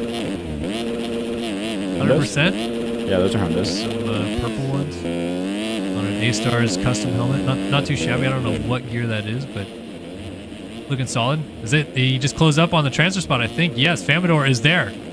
So here we go. It's getting nervous time. If you're Fowler here, do you just try to snipe a pass quickly, or are you going to try to set something up? I'd say you wait until... Yeah, you gotta wait. You can't go blowing his doors off right now, because then if you make a mistake and yeah. So you try to keep it close until that white flag comes out. Can you? Oh no, that's not on the track. Jumping off the track there a little bit. Can you get docked for aggressive riding? If you straight up punt someone, yeah, absolutely. I'd be docked. Oh man. So Fowler's right there. Gatlin's closing up. And then our guy Stevenson has made it all the way to at least be able to see the transfer spot. It's still a distance. He's got a chance up here. And so we're coming down to the final minute of this race. Famador trying to triple in right here short and gets kicked sideways. So Bowser went 2-2-1 into the corner, though, so... Yeah, didn't gain any time, and here comes Jack Gatlin going down. No, Stevenson gets by. Stevenson now to 6. That's what Stevenson needs, to be honest. Dude, he's got a... He might still more have... laps? I think he's going to have 3, because the leader's so far ahead. Uh-oh. Yeah, leader is 12 seconds out front. Then it's pretty tight through the rest of the field here. So now this is your fight for 5th. Fowler versus Stevenson. These guys have got to focus forward, though, and try to catch Famador up ahead of them. Let's see if Stevenson just tries to snipe a quick pass here on Fowler. They're just going to follow each other to the inside. And then Stevenson swings out wide, a little bit short right there, so not able to get close enough just yet. Oh, 3 in still? Almost into the back of Fowler. Fowler is cutting across, and he puts Stevenson down. Oh, Fowler got real sketchy out of the exit of that corner, and Stevenson's down. So that front end lock right there killing? I don't think so, because we haven't had front end lock with corner contact in a while in this game, to be honest. So, but maybe. Oh, Famador bouncing through the whoops. He's clean though, and we are going to get another lap. Time has just now expired as Zimmerman is clear past the finish line. T-John just got passed by Carson Bolin, and Famador I think just rolled the finish line jump in 4th place. So now Fowler's got to try to close the gap down. There's Robin and Stevenson. Stevenson, I mean, depending on some serious chaos here, could still get in. We'll have to see, but it's not completely over just yet. So if you're Famador, this is his maybe first main event right here. Are you white-knuckling at this point? Oh, for sure. Nervous as can be. The problem, like, if he messes the whoops up and Fowler doesn't, like, it's game over. You know what I mean? He's got to be perfect. If he messes anything up at this point, I mean, Fowler's right there. Right there. White flag coming out this time. He hasn't been great in this rhythm right here, though. Let's see. Does he get over the table this time? Does get over it, but doesn't get... Does he go for the triple? He does. Oh, just nicely. All right, here over. it is. He's got to make it through the whoops. We're bouncing. We're kicking left and right. He slows down, though. So he played that's probably a smart move. Fowler needs to get cooking here. And then Carson Bolin, Alonzo Robin going down, so Stevenson's going to go by. Wait a minute. Who just went outside? I thought I saw someone down. Someone's missing because Fowler is now the final transfer spot. So Stevenson, white flag waving, has a long shot here. Fowler and Bolin going at it. Fowler puts them both down! And Stevenson gets through the middle to go into 4th. What are they doing? That's the full Kyle Peters in Daytona Arena Cross right there. Like, completely lucks into it on the last lap. I can't believe Fowler just did that. I don't know what he was thinking. Like, he was obviously trying to take him out to try to get the spot, but why was he going so slow in the first place? I think he was waiting for him. And just tried to boot him. Wow, what a change of events. So Stevenson gets in. Meanwhile, up front, Zimmerman, an easy win in this LCQ. Famador and T-John exchanging positions. Now it's up to Stevenson to survive with Jake Spieth trying to close down. Oh, no. Stevenson, was nose high right there. I thought he was coming up short. Spieth is charging. Let's see how he handles the whoops. Stevenson gets through pretty clean. Oh, look at this. Spieth is going to try to triple in. No, he's going to scrub, stay low. Oh, he went for it, but doesn't get there in the end. And Stevenson, by the skin of his teeth, is going to the main event. That is unreal. Wow. I can't believe Fowler did that. That sucks. Wow, Luke Fowler ends up 6th in this one. And he only ended up 3 seconds down at the flag. So even with the crash, I just don't get it. I don't get it. And if you're, who is it that he lit up? Carson Bolin. Carson Bolin's probably like, what the hell, man? Like, again, it's the last lap for the transfer spot, but why don't we take each other out in the final turn? Maybe not one turn into the final lap. That is super unfortunate. I'm like kind of shocked. That was a sick race, though. I can't believe this dude got in. Like, I don't think he can believe that he got in. Tell me that I'm wrong, though. You know, you were at Daytona when KP got into the main in that LCQ. Like, there was no shot, and then all of a sudden it just happened. The cuts didn't change anything? Stevenson actually got one extra spot on cuts. So T-John had, I can't see what the cuts are, but something of the tune of 2 or 3 seconds, and Stevenson ends up in 3rd, but it's still the same top 4 that made it through. Wow. That was something else for sure. I don't think I've seen the seas part like that in a while, where two guys just take each other out and leave a perfect line for him to go by. But that's why we dropped the gate, I guess. I know. Hey, Hunter asked this already. How's gate pick work? Does it just auto pick? No, so it's They choose their gate. Yep, and then so like the fastest heat race gets gate 1, second fastest with the winner gets gate 2, and then it's so they pick when they come into the lobby. So you pick your gate. So like if let's say I get third in the heat race and I'm either fifth or sixth gate pick, and I decide to pick gate 5, it'll pick the gate closest to 5 that's still available. Got it. So like if someone had already picked 5, 6, and 4, then I'll get 7 or something like Got that. it. They don't have to pick. They can pick whatever gate they want. Like if Sure. I get P1, I could go gate Far outside. 22. Yep. So we've Very actually cool. seen that before. I forget what race, but someone like had fastest time and then picked way outside because they liked how the first turn sweeped and they were a good starter and it worked. They whole shot from the last gate pick or whatever it was. So What's the gate hold time? Like it's usually anywhere between like 5 to 8 seconds or so. It's roughly 15 to 18 seconds after you load onto the gate. And then the 30 card goes sideways about 5 to 8 seconds after that. And then it's another 5 to 8 seconds until it drops. So somewhere around that. What are the odds any of these dudes are like have some cheats? Well, that has been a problem in the past. They have ways to monitor it a little bit now, not Okay. like fully necessarily, but they have ways to check. For All right. sure. So System checks, like in game. it's unlikely because it's usually pretty noticeable. Like everyone that plays this game for a long enough period of time is like, that's fishy. Like if someone busts a random quad that wasn't doable all day long or something like that. Yeah. All right, 450 last chance qualifier. Like I said, big names in this one. We got some single-digit dudes. We got 5-time national champion Alexis Leclerc in this one. Jacob Hubbard, who will probably hole shot this race, is also in this one. Rasmus Balzer, 250 East champ. Who else we got in here? Man, Austin Partlow, low two-digit 250 East guy, racing this one. Tyler Lang, Trevor Burns, some heavy names. Obviously, we're going to keep an eye on Leclerc, who led most of Anaheim 1 last week, and see if he can come through cleanly this time. I must have someone's skins that are really lagging down my game. Schaefer's in this, dude. Yeah, Come on, Schaefer. your guy Schaefer, you're going to root for him? I root for him. yeah. I like Austin. All right, here we go. Final qualification race of the night. It is the 450 last chance qualifier. 30 card is sideways. The revs are coming up. Let's see who gets the hole shot and who makes it through for the main in San Diego. Here we go. Off and running. No surprise to see the 78 of Hubbard get to the corner first. Let's see if he controls it. This time he does, and he brings his teammate Alexis Leclerc with him. So Jacob Hubbard and Leclerc out front. Leclerc thinks about the lead, but backs out of the challenge. He's in second. Alec Horn third. Schiavro side by side with Balzer through the first rhythm section in fourth. Balzer trying to take over that position. Not quite yet. Dualies. Oh, huge ones.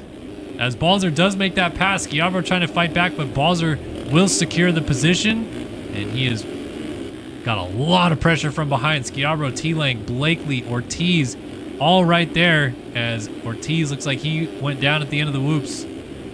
Now it's Balzer's position to try to hold on to, and we got 4 guys up front that certainly can hold these positions, but we got 7, 8 guys up here that think they have a reason to be in these transfer spots, so let's see what happens. Some of these kits are next level. Yeah, what This do we- guy, I love this. This baby blue with the black. Why don't you go to Julian and say, hey, special edition, let's run it. I could go without the gold wheels, but Julian doesn't take my opinion on the look of our stuff. Why not? I will say Julian does a really good job with our graphics. They always look pretty good. I dig it for sure. Battle for third brewing. I think change to the lead might have just happened out front. No, Leclerc's still just behind Hubbard. But this is where the action's going to be. Horn trying to hold on. Balzer dealing with the heat coming from Jeremy Schiavro, also known as Squiddy, hanging out in P5. And this could be anyone's race for this final transfer spot. Ooh, Schiavro's short on the finish, but Balzer lays it down. Lang is going through. Blakely's going by. Balzer picks it up in 7th just before Anthony Pachone gets there. So now he's got to go back to work. And instead, it's Jeremy Schiavro holding on to the final spot with the national champion from 2021, Tyler Lang, right on his heels. Those tournaments were sick. I can get behind that. I wish we could scrub triples like that. They need to be peakier for you guys to do that. Well, like, you remember Kennard back in the day? Like, he would just lay into it, and it was sick. But, like, none of the guys do it anymore, so they're obviously just built different now. Well, maybe you guys need to be built different with them. Blame Corey and Ross. All right. I'm blaming it on Kate's stuff. Yeah, Hunter, are you throwing some turn downs like this? I mean, not that big. Oh, we got riders down, and one of them is Alexis Leclerc.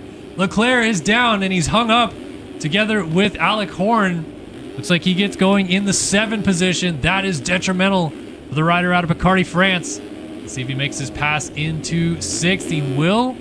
Oh, but it was tight right there. Blakely going to try to get it back down the straightaway. Leclerc will shut the door and go back to work, trying to close down on Balzer, Alec Horn. Now it's Hubbard from Schiavro, Lang, and Balzer in the transfer spots. And again, apologies for the severe lag I'm facing. I don't know. I must have someone's 4K skins that's really lagging me down here. But yes, we are joined in studio by Cade Cleaston, Hunter Yoder. And we were watching the feistiness of these last chance qualifiers. Do you want to be in Balzer's spot right here?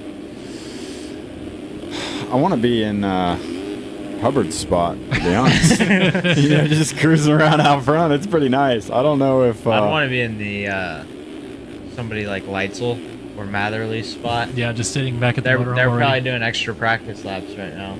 Yeah, They're not even worried about this. Sitting at the semi right now, watching this race is way better than being any of the guys out there. Yeah. But, I mean...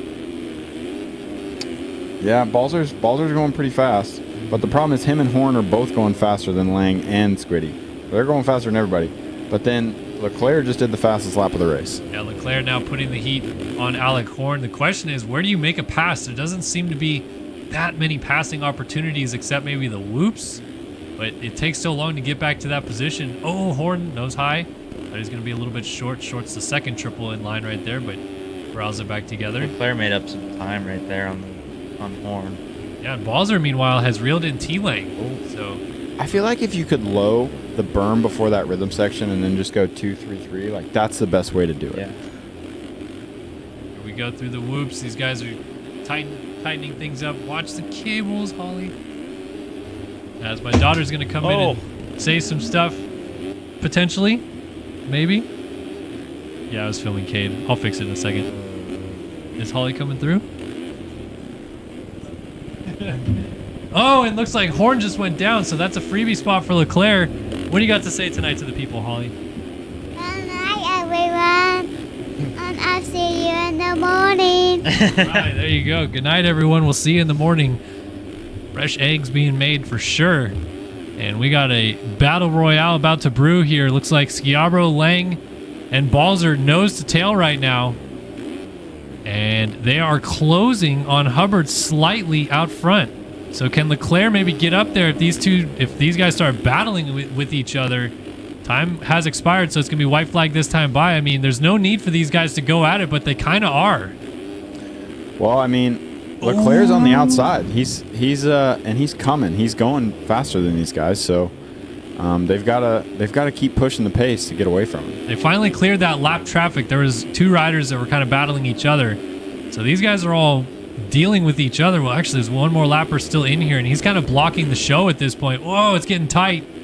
As Schiavro almost jumps off the track right there to the right side. Lang, and then Balzer just is like, please, someone get these lappers out of the way.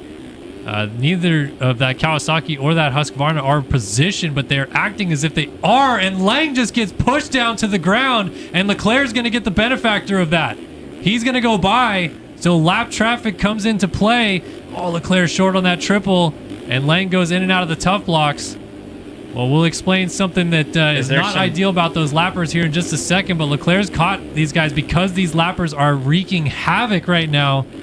Trying to see who it is. I think one of them is maybe Maverick Snyder. We got riders down in the final corner. Looks like Hubbard is going to take the win. Ooh, he just went roll free Schiabro on. makes it, and Leclerc just survives over T-Lang. Pachon almost got there, then Horn. And let's go find who these lappers were to for-shame them just a little bit. One of them was Talon Zollers. And I think Partolo maybe, well, definitely, like your guy Schaefer was in there for sure as well. Was it Schaefer or was it? No, number 5 was Lang. on the lead lap. Yeah. And so I'll tell you why this wasn't a good idea for any of those guys to take out Tyler Lang. Yeah, he kind of runs the race. So not a good idea to take out the guy that's hosting the event. We'll see what happens right now. I'd be curious to see if, based on that situation, they do a 23rd gate on this. I've seen it in the past, but I'm not sure if they will tonight. In chat, we have Schaefer is a known degenerate. So there you go. You I don't speak. I don't speak. Sad. That's your guys' friends, really? We were associated at a previous establishment that we rode at. So. All right, so penalties are in, and it does not change our top 4 positions as they stayed the complete same. And Leclerc barely makes it in out of this one. So we'll see if they backgate T-Lang and try to figure out what's going to go on right there. Even said T-Lang can ban him, and no one will be mad. So there you go. Okay. I'm just going to sit here and mind my own business.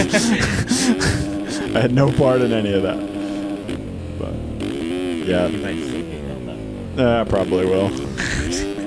Ooh, there's the quad. Why would so wait? He would get yelled at for what? No, it's an inside joke. Oh, okay. Probably shouldn't be said publicly. All right. I like this dude's setup. It looks literally just like me on when I rode the SGB Honda. Yeah. And that setup was sick. So You know it's the gas that he's on, right? yeah, but it looks like a Honda. It doesn't matter. Like it looks. It's fine. I'm just making sure, Cade. You know, we're trying to keep tabs. I'm just saying it looks like Making it. sure you know what's going on. Exactly. I got it, dude. I know you're new here, so You said everyone was on a Husky earlier. They were. Dyno. You can change their what skins are different. The skins are different. the skins are different, but you can. See, everyone's on a KTM. Yep. Yeah. Well, I figured this was the KTM junior class. No, there is 50s in this skin. Yeah. You could go really slow. Can you race a Stark? No. Okay. It's not like MX bikes. There's a lot going on MX bikes. There is. It's a lot of downloads. Yeah, race the RM Zilla and MX bikes, Cade. Come on. I'm thinking I gotta get MX bikes because like I've been stuck on this for so long. Like Hey, you're not stuck. You're in the golden age. What are you talking about? I was gonna say, I'm not stuck. Does Check play? Who? Checkers? Yeah. Well, bikes now, but he used to play He this used to all the play time. Yeah.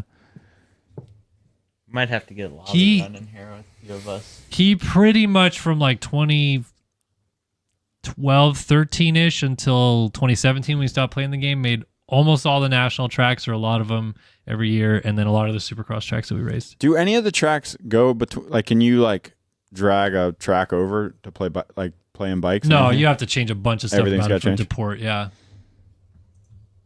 Or is it main event time? It's main event time, boys. It's 250 West, main event number 2 of the season. Let's take you guys through who's going to the gate. Barry Brands, Braden Tharp, Tom Quinault, Jed Holyhead, Rogan McIntosh, Cody Wells, Jose Famador. We got Evan Vanderkoy, Cash Woods, Tyler Show, Wyatt Grant, Hayden Stevenson, Timothy Lucas, Ryan Pinkerton, Max Wilczek, Tucker Zimmerman, Caden Speck, Lucas Brune, Jax Lindsay, Joey Carter, and T-John. Can you guys fancy a winner here tonight? No. No. Cade says no. Hunter Chaos. Yoder is taking a deep thought about it. I mean, Tharp was laying down heaters earlier, so it's kind of hard to root against the guy that's going the fastest on the track. But I'm pretty sure you brought up a point that his starts weren't that good, right, Kellen? They are hit and miss for sure. So we'll see what happens here tonight, though. I did say this track was start heavy, so It is time, ladies and gentlemen. Round 2 of 250 West action live here on Start Your Systems TV. We're off and running in San Diego. Into turn 1 we go. It's a Yamaha out front, and I think it is Tharp this time. He shines through. Brayton Tharp, the RaceFactoryGaming.com whole shot. He's out front, leading this thing. Caden Speck, Cash Woods in third, McIntosh in fourth, and Quinault. Look at Hayden Stevenson from the LCQ to sixth out of this one as he puts the pass on Quinault and throws a filthy whip in his face to boot.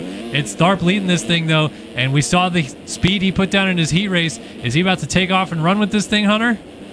I think if he throws down, I mean, for the next 5 minutes, 7 minutes, and then rides this thing home, I mean, it's hard to see why he couldn't bring it home, you know? Well, he's off and running with an early big lead as Wilczek now settles into second, Pinkerton third, and Stevenson Case in the finish line jump has moved into fourth.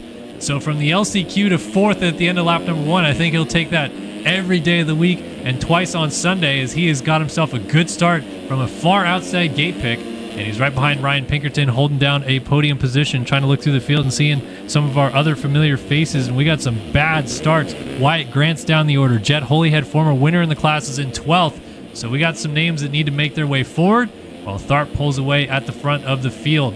I think Stevenson hit the brakes going down the straightaway and tucked the inside. It's not a bad plan. We've seen a lot of guys push wide in turn 1 tonight. Yeah, so like I think he was came out of the gate and just hit the brakes, went left. No, he was in front. He got tagged, and he barely made it around. Oh, really? Yeah. Okay, I did see 2 guys do that, Yeah, but there was I didn't know definitely if 2 it was guys him or not. cutting. Well, either way, he found a way through somehow, some way, and has himself a good start here in this main event. So Pinkerton already running down Wilczek for second place as a 5.9 second lead opened up out front. Tharp is starting to put the hammer down and open up that gap. Wilczek made a mistake and slipped into the clutches of Pinkerton, and now Stevenson trying to close up on them as well. Pretty nose to tail, second through about 7th still in the opening stages of this one. A lot of chaos off the start, though, kind of opened up the door of opportunity for Tharp to get away and get away in a hurry. It's the best way to do it.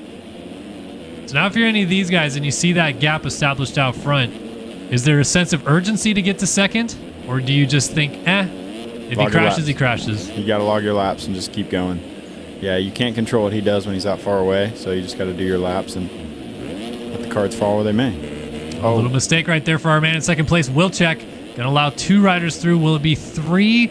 Yes, it will. Cash Woods down the inside makes the pass as well. So we got a new rider in second place. It's Ryan Pinkerton. The Yogi Designs program over the finish line jump on the number 81. And Stevenson from the LCQ now into third. Looks like some mistakes after the finish line jump. Wilczek and Cash Woods are laying on top of each other. Going to lose 4 or 5 spots by the look of it. Tom Quinault, one of the riders that went by, as was Jet Holyhead, I believe. No, Rogan McIntosh, excuse me, also made it by. And now they get up and continue their battle actually right in front of Jet Holyhead right there on the Phil Ski and Snowboard Honda. Or Gas, I should say. Sorry, caught me out too, Kate. It got me too. It's all right. What place did Tharp get last weekend? 6th? 5th? Don't go look. I was probably wrong there. But somewhere around there. All right. Bad start in the main event certainly didn't help his case last week. But finally gets a good start in this one. Sideways for Quinault. Might allow an inside move right there for McIntosh. Not quite just yet. Looks like Stevenson, meanwhile, is putting the heat on Pinkerton for second place. Is this the Pinkerton that races downhill? I don't know. It's a good question. Because that guy's sick. I have no idea. I did to be race honest. him at a downhill race, if it's the same guy, but I don't know if I it's the same should guy. know that, but Luke Sheff in chat says yes. Carl Novak also says yes. Yep, that's my guy. That's Yep, your new guy. New guy. Come on, Ryan. Oh my gosh, of course. The commentator's curse. We knew that someone would have it here tonight, and it goes to Cade Clayson. Congratulations. It almost went to Luke in the 450 heat race. Gosh, everyone I picked just sucks. Oh, man. Poor Ryan Pinkerton. Yep. Well, now Hayden Stevenson has found his way all the way into second, but he's 10 seconds down on Tharp, who continues to extend this thing out as he goes over the finish line jump in the background. So we're 5 minutes into this 15-minute plus 1 lap race. Stevenson hopping through the whoops a little bit awkwardly right there. Has Caden Speck putting some pressure on him. How mentally challenging is it to recover when you have like a few mistakes start getting in the way a little bit? I mean, I had that seep into my mind today. I almost died in the whoops like 3 times. And then you're like, oh, wait, I have arm pump. Oh, wait, I'm kind of short of breath. And then everything just kind And of it starts. all falls apart. Chaos ensues, man. Oh, no! Stevenson short on the triple and immediately legs off crash. Somehow still going to pick it up in 3rd place. So the gaps have really been established here How did that happen? as Tom Quinault gets right up on his heels there, but dealing with some heat from Rogan McIntosh. Then Wilczek, Vic, Pinkerton, Holyhead, and Show pretty much hanging out right behind these guys. Nice pass by McIntosh to get up into that 4th position. Trying to go with his teammate here, Stevenson, and work their way forward if they can.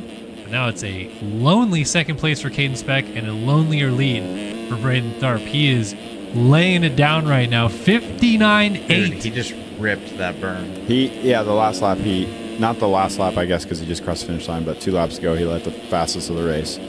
Does the track normally get faster before it gets slower? Yeah, so around 10 minutes into this 250 main, it'll be really fast. The berms will be laid in really nicely, and then it'll start getting choppy and breaking bumps into corners and stuff like that, and less ideal. Do the whoops get easier? They start to get easier, and then they get cups. They do get cups. Yep, like little pointy cups. Yep. They're not as cupped out like as what you think, where there's like kind of like a really shallow it's plateau. like kind of like hitting a wall. Yes, eventually, but it takes a while for them to get there. Okay. So they're easy right now. They're probably the easiest they're going to be the whole main event right about now. And then they'll start getting little tiny lips at the edge of them, and then they'll get real fun.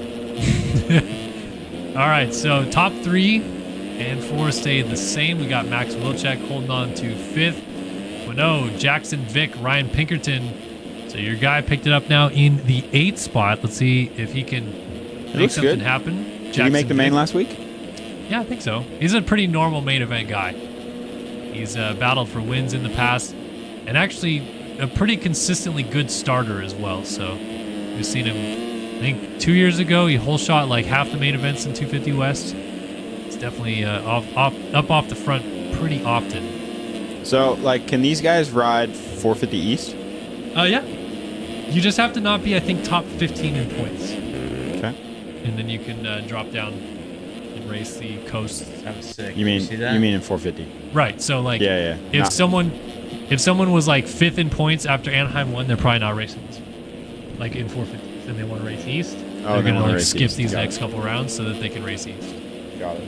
At least we've seen that happen in the past a few times. Oh, contact in the background. Holyhead and Wilczek get into it, and that also caused a bit of a hiccup there for Tyler Show. Barry Brand's going to make a pass, as will our heat race winner, Jax Lindsay, who did not get off to a good start in this one, finally showing his way into 11th place as we crest past the halfway point of this main event. Someone flipping through the screen right there. That was a bit chaotic. Lindsay down the inside of Barry Brands trying to move into the top 10. 5, 6, 7 are all pretty tight. Yeah, well, with the got guys almost hitting each other on the wall jump right there. Let's take a look at 5, 6, 7 right here. Here is, we got McIntosh at the front in 4th, and there's Jackson Vick. Holyhead in 6th, and 7th Show, Quinault 8th, Lindsay 9th, Brands, Pinkerton, and Wilczek. These guys are dicey. Yeah, tough position if you're Ryan Pinkerton here, because you want to attack, but you also don't want to leave the door of opportunity open to your competitor behind you. Let's see if he uses this inside to his advantage. Ooh, scrubs it as well. Thought about it, doesn't end up making the pass stick though just yet, as Jax Lindsay coming up a little bit short in this rhythm section, and Barry Brands tried to get there. Let's see, as well as Wilczek makes a pass, and that was Quinault down in the whoops on the Suzuki. Pinkerton fights right back and gets right through on Wilczek again. I feel like half of this race is just the whoops. Like, if you can make it through the whoops, 75% of the time, you're going to crush it. I'm just glad these guys struggle about As much as I do. Yeah. A little bit of vindication that whoops are challenging. Yeah. They are quite hard. Man, yeah, look at that. That rut's getting good. Yeah. Now, how come these guys can't go inside right there before the triple? Will they not make it? It's just slippery. So, yeah, it's They tougher can, to but make they've it. got such a sick line. Yeah, outside is you just lay into it and rip. Okay. See, right there? Yeah. See, Pinkerton low, And then, yeah, I like that. I like how you're adding a whole ing to his name. Pinkerington. Yeah, I didn't want to say it, but My bad. You're not wrong. I don't know why I did that. Pinkerton makes the pass, though. Now stick again onto Barry Brands. He's up Oh, into look at Sammy. that. Brands fights back and puts him down. Just clipped the front tire right there. Is that the worst feeling ever? Like, just get the knobby clipped Yeah. right there on someone's rear tire? Yep, it sure does. It's there's definitely nothing the you can worst do. feeling in the game as well. yeah. There's nothing like when your buddy clips you and you're just, it just lays you in the dirt. Frustration peaking at that point, no question about it. Let's peek back out front and see what's going on. It is still Tharp leading, 15-second gap to Caden Speck as he goes for a little bit of a ride in the whoops right there. So Speck's still sitting about 2 of these straightaways back of him. Stevenson's dropped way back. Yeah, He's in Stevenson 6th. has had some problems. He is now in the 6th position. So this is going to be peculiar to see who's leading the points after this one. We'll have to get my guy iMoto in chat to give me a fresh update on who's leading the points, because I do not know. But we have got some Drizzle. white drizzle. It's going to go on a certain Instagram page for sure. I end up on SMX.com more than I would like. It's not ideal. Yeah, that'll happen. I think I said last year something along the lines of like when he hits the thick load of riders or something like that. And he had a clip before the moto was over. Oh, I bet. So, yeah. He's always watching, we know. Him or his little minions are watching right now. His minions, yeah. All right, so update in chat would be Tharp leading the points if it ends like this, but he's down a little bit at the end of the whoops right there. No stress. Yeah, no time even lost by the looks of it. In fact, Speck is now dealing with some heat. Here comes Rogan McIntosh trying to close that gap down. That henny dip was way too close for comfort for me. I don't think it's a handy dip. I think these I think guys it's an wish it endo. was. Yeah. Like, if I did it, it wouldn't be a handy dip. It would be an endo. And I think that's what we're viewing here. Oh, look at this. Pass being made as not being able to make it off the tabletop cleanly was Caden Speck. He shorts the finish line jump, and McIntosh is through into 2nd place. So these 250s, that tabletop section has been the death of many tonight. And now Speck is back on the prowl. Let's see if he can make something happen. Rips that corner. Does he go inside here? Nope. Gonna rip the outside here as well. So sticking right in line. Will he force a pass, or is he just gonna wait for the whoops again? Very slot car-y. They lay into them things. Oh, yeah. That's the Slot Car Supercross Championship. No question about it. And look at this. Split options. Oh, I like tripling that. in versus the big triple option. And then he can get to the inside right here. So that worked out a little bit better on the end of the rhythm. That rhythm is super even. Oh, that was really close for both riders, Oh. and Speck not able to get the triple out. That's going to cost him a fair bit of time. I feel like that face got weird. Those guys are really struggling to step over that thing now. Yeah, I think we could get close and personal with someone and take a look at what it looks like onboard. We'll check right here. He's coming to it right now. A little choppy on entry. Can't quite tell what the rut looks like, but certainly throwing these guys for a bit of a loop. Oh. In fact, you know what? Let's just go take a look. We can do this. We got a big lead out front, so we can go. Bro, how have we not done this the whole time? This is sick. Yeah, there's definitely a rut there. Some chop coming in, and then a nice rut that these guys are bouncing off of. I'm sure it'll look a little bit notchier from this direction. It looks pretty flat right there. Not much of a takeoff. But like you can see, like they're not able to like twist over it and get down the backside, so Yeah. they're not getting the over. I think 3-2. that notch right there screws them up because Yeah. they can't flow into it as smoothly. They kind of like bounce into it now. I feel like if they would just got outside of the rut a little bit, it might help them. But Shot from overhead of the stadium as we watch the boys go to work. And there's Speck. Oh, that's McIntosh down out of 2nd, crashing in the whoops right in front of Speck. And Speck will get it back. So now McIntosh gets going just before his teammate Stevenson gets there. Jackson Vick has crawled all the way up to 4th place on the 74, some sort of cryptocurrency brand that I'm not going to pronounce. bro, Drizzle just did a 59. Oh, he's starting to cook, man. Look at this. Pretty impressive. Onto Coming a in. He's only podium. 5 down. We are almost out of time, though. 20 seconds left on the clock, plus a lap coming up. And Tharp has led this thing from the start, made it a snooze fest for our guests in studio. Well, that's all right. We're going to have a barn burner of a 450 main event coming. I am almost certain of it. The LCQ made up for any lack of excitement. The fact that Stevenson's in this race is crazy. Wow, did you see that line? Yeah, jump on top, roll off two. Wouldn't be my three case. my personal choice in the main event. I just feel like they're worried about going inside, but like just step outside that line a little bit, go over the tabletop, get it clean, go back to your fast line. Or even go to the berm. Yeah, that's what I mean. If I'm wrong, Kellen, but maybe if they step out, like they'll catch their wheels on the backside. Like, of the, is it like the real berm. life? Like you'll catch the backside of it? Oh, and yeah. use the Yeah, if front? you're sideways and catch the back, you're done. Okay, It's, all right. You're toast. So Okay, I hear that. you got to be pretty darn straight going down the back of that takeoff or that lander right there. We saw a guy earlier go on top and then step off. Ooh. Yeah, I just don't think there's enough of a lip For the little guys? Look at Tharp. See, we are starting to see some guys switch outside. So he's going over See? a triple. They're listening to my expertise Well, right now. that's why he's winning the race. He took the Cade notes down. And that's why he's on his way to taking the white flag this time by. So he has absolutely dominated this main event, has Braden Tharp. And those tabletops are looking a little burly now for these guys to get over. Certainly some deep ruts and some spots. But he's on his way. Well, you guys called it. He looked fast in his heat, and he looks hella good in the main event, too. Yeah, he's on a burner. Yeah, he's crushing it. I didn't call it. Hunter did. I don't know if it's not a cryptocurrency or not. It just has a dollar sign in the name. I don't know what Urs is or whatever that is. So why don't you guys use some actually good sounding team names? Although I don't like, they call this team Gibber.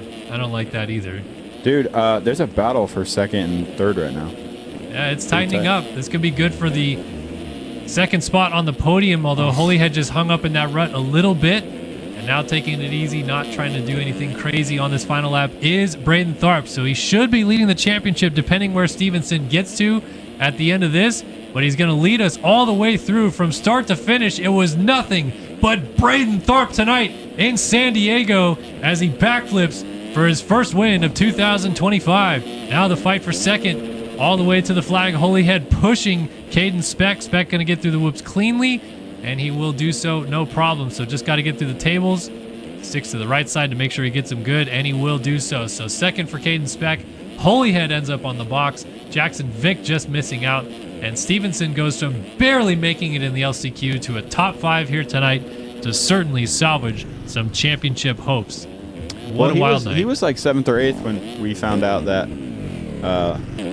Tharp was taking the points lead. So maybe he might not be as far off now with a 5th. I don't know what Tharp got at round 1. Yeah, where's my guy iMotor to give me the updates in chat as we look through our field and see where everybody finished. So we only had 11 guys stay on the lead lap here in this one. Pinkerton gonna be your last guy to make it all the laps here tonight. Yep, that's all right. Dude shreds on a mountain bike. I'll give it to him. All right, there we go. Pinkerton ends up in 11th. Take a look at the penalties of our top 10. And no position changes whatsoever. So Tharp picking up the win here in San Diego tonight. And he is going to celebrate this one. And will he have the points lead? We are going to find out any second now. These points are crazy is the update from chat. So we're all over the place right now. I think Tharp was 5th last week, so we may have a tie. We may have a shared red plate going into Anaheim 2 next week. So, Carter still gets the Lit Kid Award. yeah? Yep, he was sick. Joey Carter, where did he actually end up finishing? He was in 8th. Joey Carter, Lit Kid. I'm sure he's going to clip this and put this on at Dr. Do Racing on Instagram. Tag me, bro. It's sick. Cade Clayson giving the Lit Kid Award to the Dr. Do crew. Old Troy Lee Designs bike. Respect it. I think that's a dub for Stevenson. I mean, I know he got 5th, but Okay, so he was very close to not making it. Tharp is the points leader. I had my math wrong. Tharp got 2nd last week. I remember that now. He charged up late, but not a good start in the main event. So Tharp is now the points leader. I believe Stevenson should be 2nd then with that 1-5, but we'll try to get those to you guys by the end of the night show. Let's move on to our 450 main event here, which is going to be a whole lot of fun. This is the best of the best in the game. This is what Cade Clayson came here to see tonight. This is it, dude. This is it. Evan Holt, Colby Eaglin, Braden Castellaneta, Jeremy Schiabro, Luke Sullivan, Dylan Delaire, Braden Carter, Jeff Cooper, Caleb Hall, Alexis Leclerc, Tyler Lang, Jeremy Siebold, Seth Shirley, Rasmus Balzer, Casey Cochran, Cade Matherly, Jaden Gomez, Tanner Rogers, Logan Leitzel, Riley Hewen, Seth Carr, Ben Nerona, and Jacob Hubbard. Just about all of the top talent is here. And I don't think it gets better than this. We've got like 6 single-digit dudes. It's been a while since we've seen that many single digits lining up here for a 450 main event. I'm in for it. You are still going Sullivan, or are you now Team Leitzel? I mean, Leitzel's our Team guy. Leitzel, We like way. Leitzel. I just like Sullivan because he's from North Carolina. I don't know the dude. Leitzel's, at least Leitzel's my friend. You know? I don't know the dude. I'm sure he plays with Simonson. Like I can guarantee. Simonson I don't likes to join our Discord, play for a second, and then just Irish exit to Is go play with Simonson his like friend. literally from that area? Yeah, he's from Okay, he's from Lillington, North Carolina. and That's where Luke's from. well, Luke's from one of them. There's 2 L cities right next to each other. I'm new, dude. No, Simonson's from Laurinburg. Laurinburg. Yeah, Laurinburg, This kid's okay. from Lillington. Yeah, so they're right there. They're right next All to right, each other. right next to each Anyways, other. I don't know. Maybe They're maybe probably boys. maybe they're playing in the same room together right now. Who knows? Weird's going on. All right, here we go, folks. It's time for the 450 main event for round number 2 of MotoOption Supercross. Be sure to head over to shopmotooption.com. Check out everything that they've got to offer. They've been a fantastic supporter of this series for 14 years running as the title sponsor of MotoOption Supercross, and we greatly appreciate the support that they give us. So please, please, please, if you can, go support them because they support us. And yeah, just buy a shirt, man. Buy a hat. And Throttle We Trust is the name of MotoOption clothing. All right, here we go, folks. Being that fatigue isn't a thing, do you think extra LCQ laps helps anybody ever? Because there's not like a practice lobby like after your heat race. Like you can't go practice the track, can you? No, but so anyone in the server, the track deforms as they're in the server watching. They can just play the track that's already deformed in warm-up mode. Oh, okay. So they can, yeah. So they see the same thing pretty much. Oh, all right. All right, here we go. I need to get our timer up. There we go. Oop. Don't miss the start. Here we go, folks. Round 2 of MotoOption Supercross from San Diego. We are racing. Who's going to get the all-important RaceFactorGaming.com whole shot? It's coming from the middle. I think that's Tanner Rogers on the Triumph. No, it's Seth Carr who gets across the line first. District Designs missed last week at Anaheim, but he's out front leading main event here at round number 2. Look at the quad through the middle trying to take the lead. I think that's Evan Holt who's going to the outside, and he's going to move up into 3rd place. Hubbard in 4th. Sullivan in 5th with a good start as well. So where is the champion? We're going to try to figure out where he's at as Carr leads us through the whoops on lap number 1. A little sideways, but a nice job corralling it together. Looks like Braden Carter is in 21st place right now for the reigning champion as they're all chasing Carr at the end of lap number 1.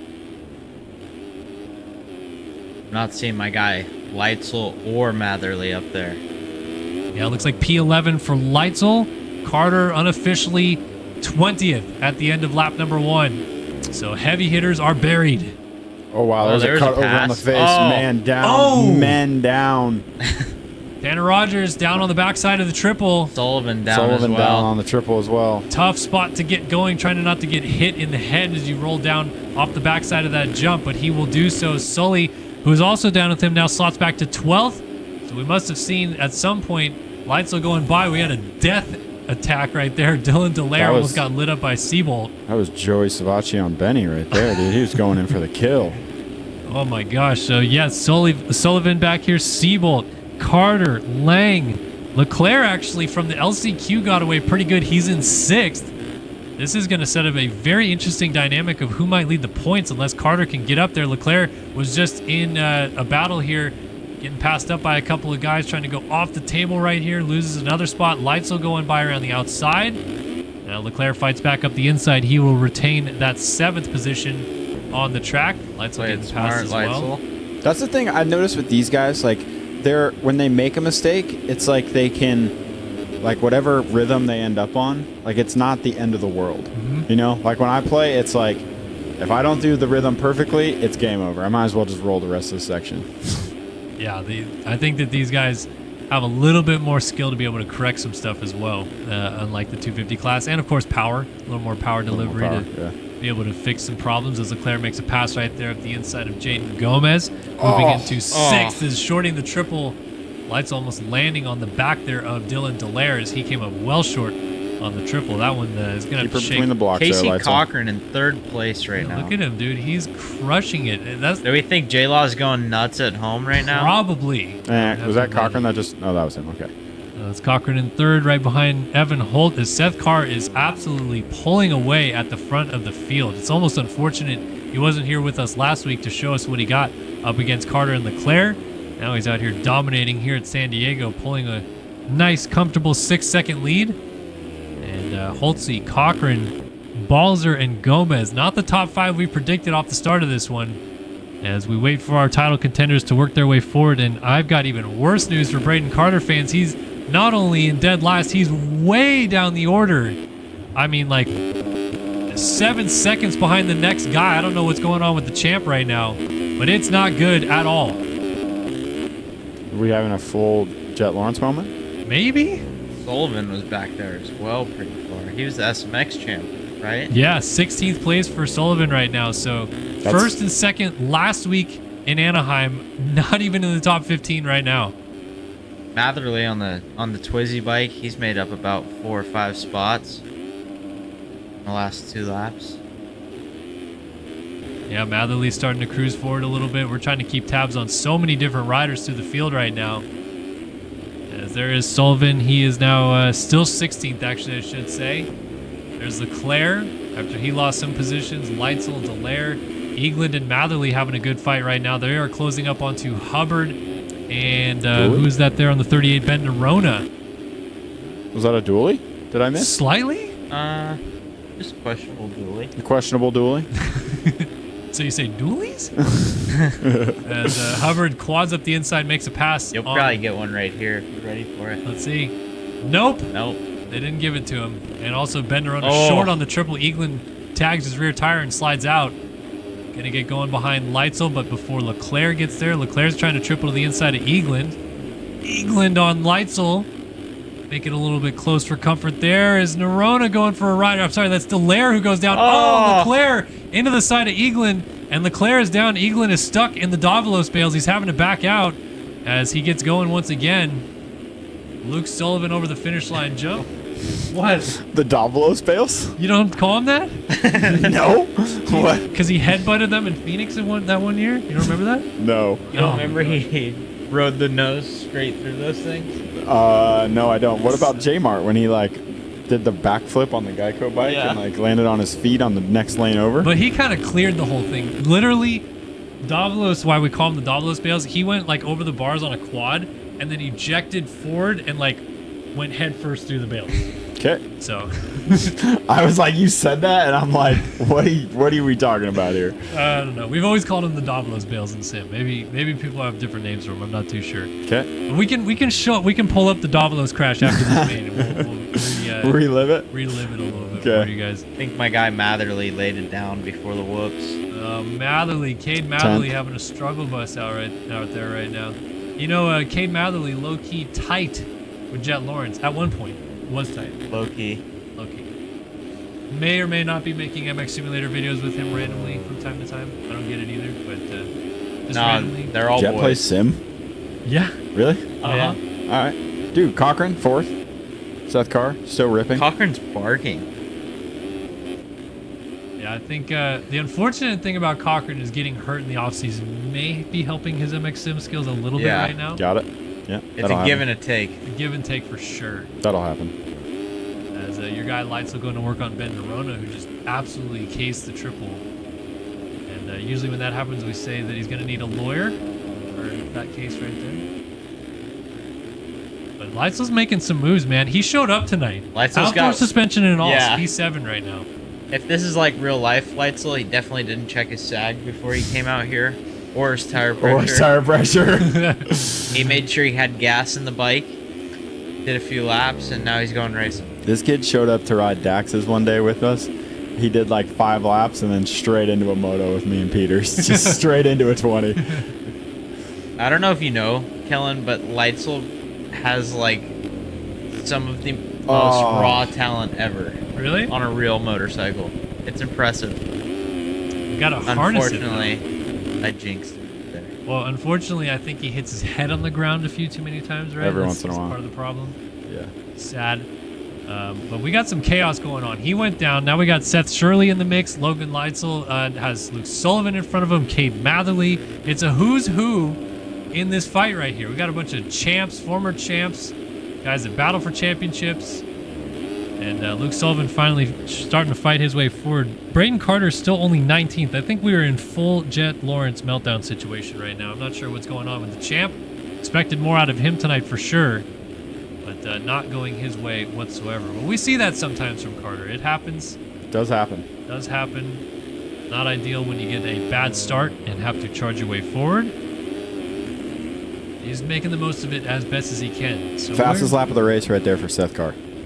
yeah, should we just go on board with him for a lap and see like how much he's just cooking right now? Everybody's cooking. A little laggy, so apologies for that. But yeah, just laying it down, man. Kellen, I haven't ridden this track, but is it possible to pull a 3 out of that corner? Oh, it's super possible. But where do you go? Yeah, then you. I was going all the way to the single at the end. The only, I think the only option would be table over table and then single over the face of the finish line.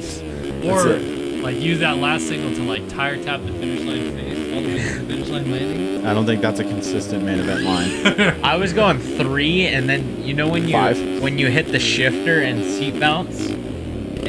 Oh, he's down. He's down. Yeah, a little Oh, did slide he hit up. a lapper? I think he got together, yeah, with a lapped rider right there. That's Dylan Delaire, who has had a few big ones on stream already tonight. So, Is this guy holding them up on purpose? What's going on I here? don't know. Are we having more problems here? No, Delaire. No, he's lets good. him go. Doolies. As oh, car slides out again. Very lucky not to have a legs. Why are we lagging so hard right there? What the heck just happened? Watch out for Rasmus Balzer though, the rider out of Denmark on the number 19. He's just low key. He's just low key hanging Dude, out. the hardest part about this guy is like 4 in the morning where this dude lives. Yeah. He's just smashing right I now. He's know. locked in. Welcome to what it's like to be a gamer, bro. We were up until 4 a.m. all the time. Bro, if my wife let me play COD My till wife. 4 in the morning, He's my wife. my life would be very different. Oh man. Well, Balzer, he is two-time 250 Supercross champion, winningest 250 Supercross rider of all time in this game. So he's familiar with being up late. He knows the game, and he is out here trying to go after Seth Carr for the race lead. It's down to 4.6 seconds. So as we've made it 10 minutes into this 20-minute plus one-lap race, we might just have a battle for the win on hands for you guys here tonight. I'm surprised there's not 2 ruts in that corner for this class. The corner, like turn 2. Yeah. Because, like, the guys who 2 out of that corner, like, why are they using the rut? Why aren't they staying a little bit lower in the berm? I don't know. That's why we need you here every week, kid, to give Kate advice. You know? I don't know. It's guys probably go something to do, like, when they lock in at the top of the berm and they get that rut, it's just so much faster. Perhaps, yeah.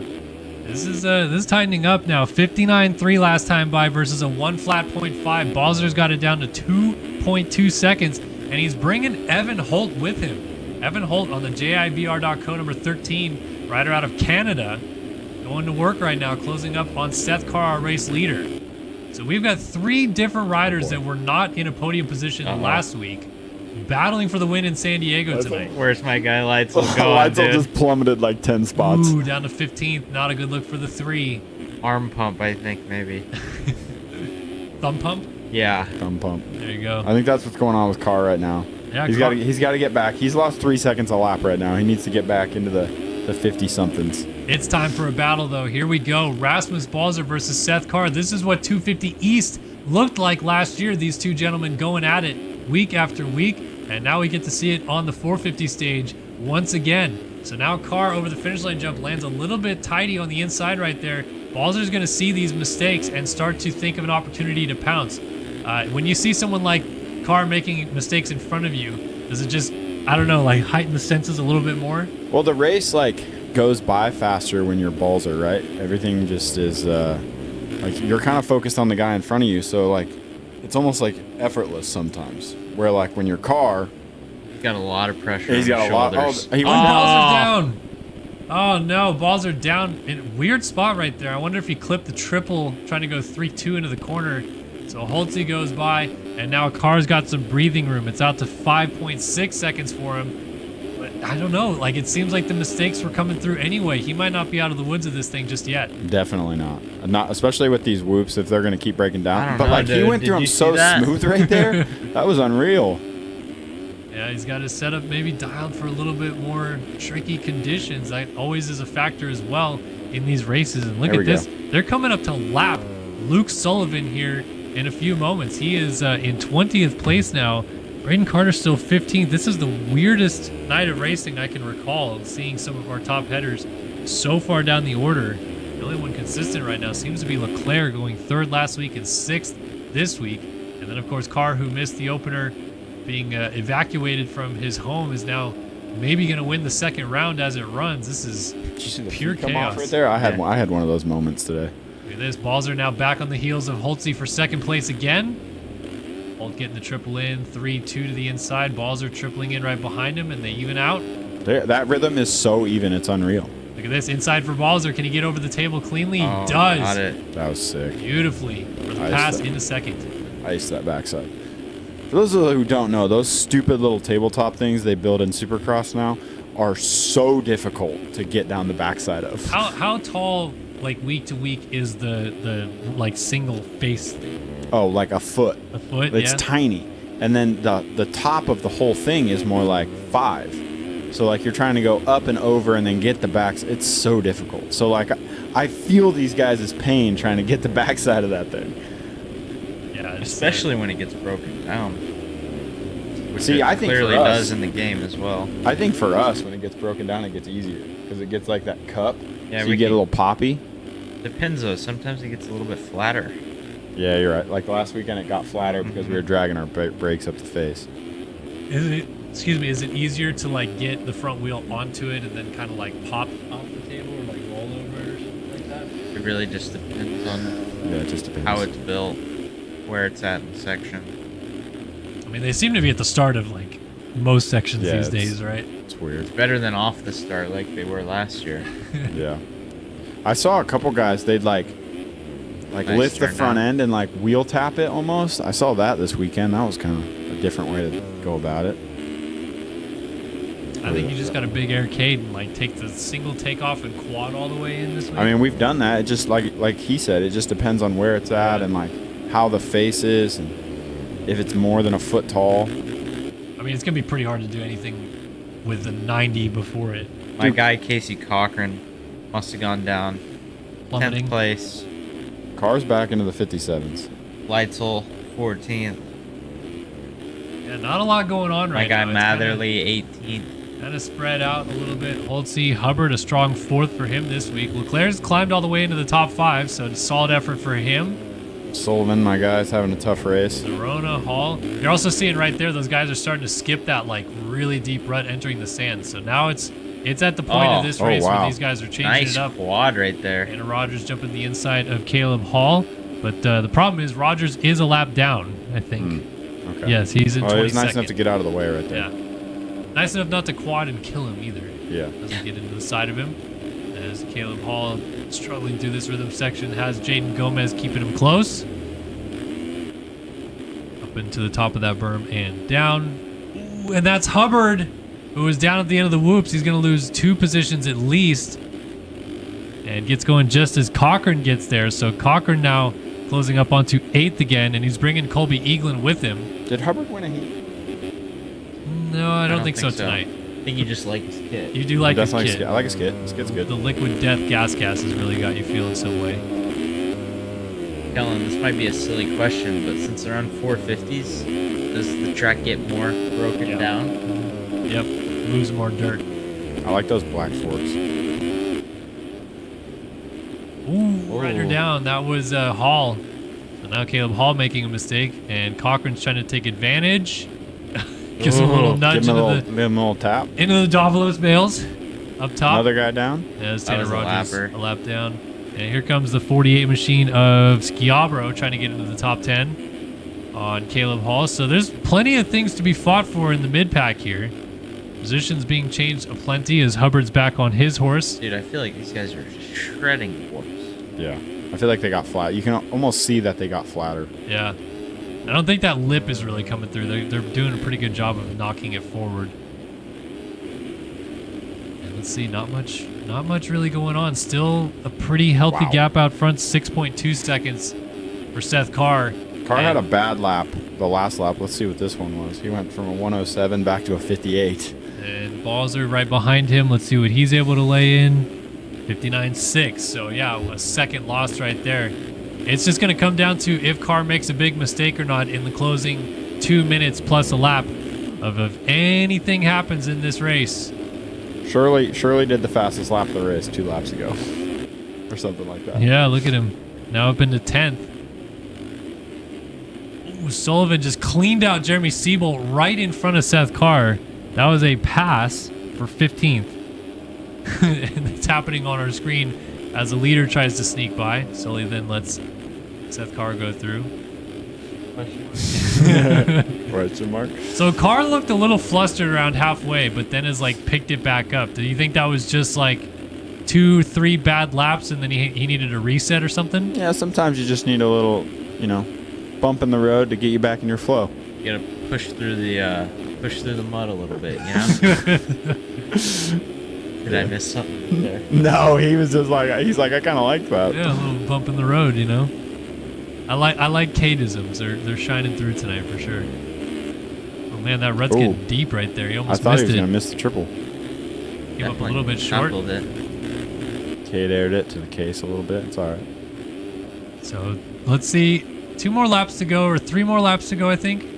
Maybe, probably 2 next time by.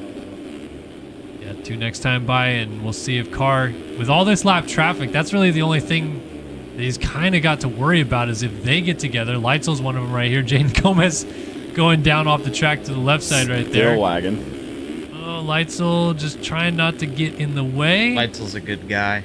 And he's right out of the way. And next up for him to lap would be the champ, Braden Carter, who's made it up to 12th now. So the progress has continued, but not as much as he probably would like. Very Jet Lawrence-esque. Very Jet Lawrence-esque. Yeah, especially 12th. Now 11th, though. Oh, I think he just went down.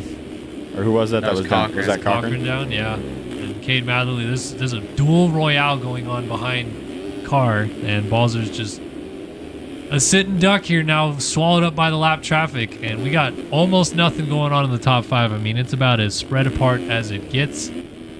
Hubbard still in the 6th position, just in front of Colby Eaglin, so a couple guys that certainly wish to be top 5, not in that position at the moment. There's Hall, there's Schiabro, and finally, Braden Carter coming through in 10th. It has been a long main event for the champ.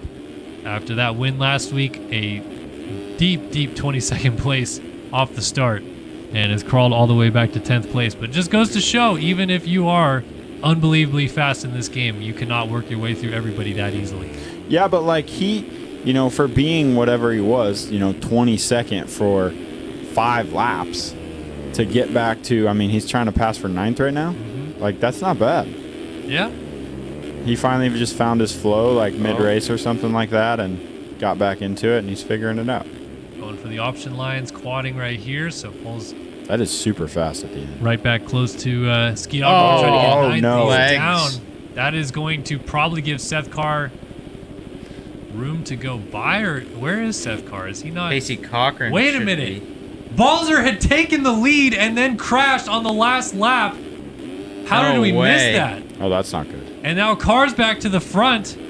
Sorry, we totally missed that. Some way, somehow. I'm guessing lap traffic coming into play here, as Carr had fallen back a little ways. I was surprised when I didn't see him go by Carter right away, but he's now gone through. And here on the final lap, he fights back to get by Balzer, who crashes the lead away on the final lap. And Seth Carr wins round 2 here in San Diego. After missing the opener, he's back on top. And I believe that is his first 450 main event victory right there. Balzer finishes up in 2nd. It was a legit 250 East-West showdown from last year, as Evan Holt, another 250 guy, ends up in 3rd. And Leclerc, 2nd last week, 4th this week, almost certainly will walk away with the red plate here tonight. Ben Nerona climbed all the way back up into the top 5. He's dealing with Hubbard all the way to the flag. And Nerona holds on for 5th. Hubbard 6th. Eaglin 7th. They're all flying into your living room here. Caleb Hall right there in 8th. Schiabro 9th. And it will be Braden Carter wrapping up our top 10. Potentially. Kate Madley's trying to keep him close. Madley will have to settle for 11th. Siebold 12th. And Cochran 13th. So it could have been on the podium, Casey Cochran, but he'll add a 1 to that number and put it a solid 13th tonight after missing the main last week. Logan Leitzel going There it is. He did line. that just for me. Like I hope everyone knows that. Like, what a guy. Rough week for Seth Shirley, 15th for him. Jaden Gomez, Luke Sullivan, 17th. Castellaneta, Ewan Cooper, Rogers, and T. Lang in 22nd. Actually, Dylan Delaire didn't finish this main. See that's what the ruts are looking like now. They're getting burly after 20 minutes in this race. But they all followed home. The number 6 tonight, Seth Carr, District Designs, in the winner's circle here at San Diego. And what a night for him to get the job done. All right, before we send you guys on our way here tonight, let's go ahead and find the Davalos crash, shall we? Thanks for having us, Kellen. Of course. This was actually a lot of fun. It was. It was. Did we say how excited Hunter was to come do this? Tell you, All right, here we go. there's very little experience here in Monster Energy Supercross. Two riders. Oh my God, dude. What were you saying about That dude's small lucky to be margin of alive air right there, there. Ricky? Because On after that, they quad? put taller veils in the corner. Comes to up add a little and- bit more rigidity. Oh, he gets his So weight forward this a little quad bit, comes up right short, there, and just that's gets like the ejected. reason Kevin Wyndham retired And because he see didn't how he want to made jump it it. Yeah. just to the top I don't blame of him. the Look at berm that right thing. there. Looked like he was trying to shift also. And then he went And that is right also why through we the have tough nets. blocks. He You didn't see even get Malcolm right stopped. there He just just- went flying over. Look at that. He is really fortunate that he made it right there. Look at that. 176. Right through the That's tough fine. Right Boxer, there, yeah, right. and see how he's way forward a little bit and comes up short and just gets ejected. That's so Oh, funny. yeah. He has In very real time, little it's experience crazy. here in Monster Energy Supercross. Two riders. The crazy part is that exact thing could have happened on your quad last What were you weekend saying before the about finish line. small margin Like, of if you air charged there, it Ricky, too on hard that and Dude, didn't- quad? Brad West in qualifying Comes did up that and- shit. He almost killed Oh, he gets Styles his weight Robertson in forward the a other little bit lane. and comes Oh, up really? short Yeah. and just gets ejected.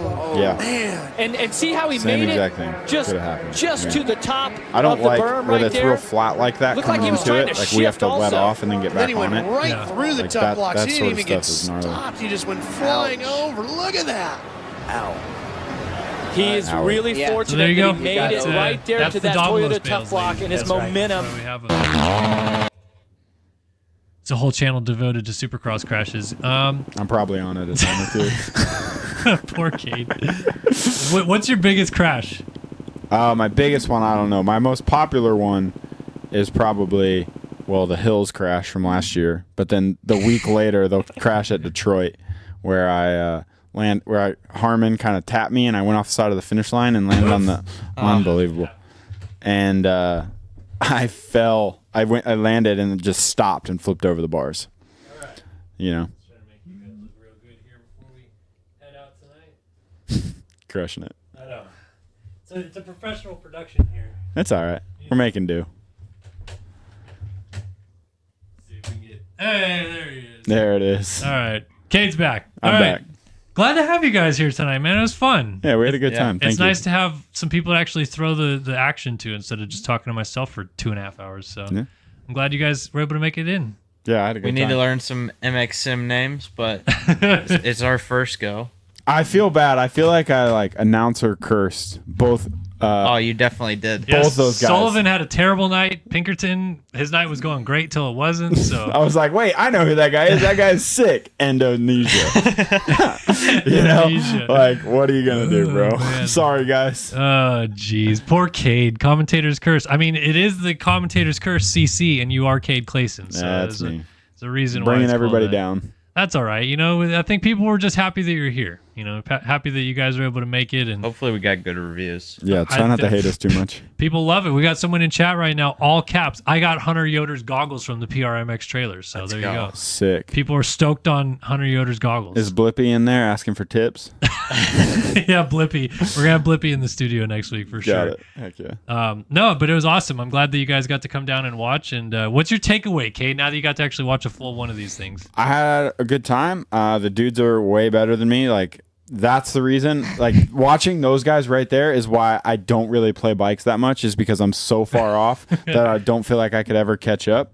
So I'm just gonna watch the good dudes do it and enjoy it because it's fun to watch. And then I just love racing, so like it was just fun. Right. That's why we call action, dude. It's fun to watch Kind racing. of a little sneak peek for the weekend. Exactly. Yeah. Gets me hyped up for all the stuff we get to do on I the know the weekend. outside in the sand is pretty slow, but picks it up now at the end if you can get across the first turn. Exactly. There you go. And then you get that, you know, the rhythm section with the weird step table thing is just inside dominant. So it's just going to be hell turning right on that 90 after the triple all week. You're just gonna drag your brakes up all night long. Yeah. Do you guys get to ride early Friday? We do. 6 a.m.? 7:45. 7:45. Hey, check them out at San Diego 5 or some shit like that. I don't know, something like that. But Hunter, you obviously were excited about this tonight. What's your thoughts actually being in studio now? It was like I told you earlier. I mean, I grew up looking at your YouTube videos and stuff. So to be in the studio was sick, and then to watch the race and be able to call it was an experience for me. So I'm pumped we got to come, and hopefully we'll get to do some more. Yeah. You got anything you want to say to me? Thank you, Caden. You're welcome. Because you drove? No, because I told him about it and I got us in. Oh, well, I invited Caden. He said he was with you. I Yeah. thought he would pass the memo along, but you know. I did. That's why we're both here. I Well, mean, you didn't pass the memo along fast enough last week. It was Sorry. apparently good. My If bad. you made it we day had one, plans that night. Like it was out. We were going to sushi, dude. I mean, sushi's pretty good. It was pretty bum. I believe it. But yeah, no, seriously, thanks guys for coming in. Yeah, It's awesome thank to you. have you guys. I think the community as a whole is stoked to see pro riders like actually care about the game. So it's pretty awesome when you guys are able to make it in. And yeah, definitely guys, cheer on the PRMX boys this weekend here in San Diego. We're going to get Cade in the main this week. We're going That's to the get plan. Yoder a top 10 start that he hangs on with. Yeah, I'm not gonna tip over this weekend. Where'd you tip over? First lap, I was in like 4th or 5th place. I tipped over right before the whoops. Sad. Who are you going inside Jet? No, me and Shock were dicing it up back No. and forth, and yeah, I just hit a slick spot, laid it over. Sad. Well, we have a couple quick donations in chat. Thanks to Dr. Do Racing.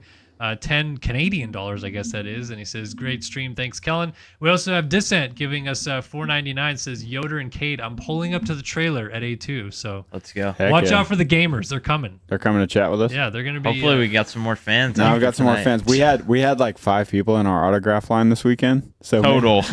total. So if anybody wants to come get one, the line ain't long. I was hoping the LVK numbers would pump more people, you know, the PRMX way, but I did not hear any comments at the race. sad. Well, maybe we'll hear some comments. San Diego A2 when you guys show up.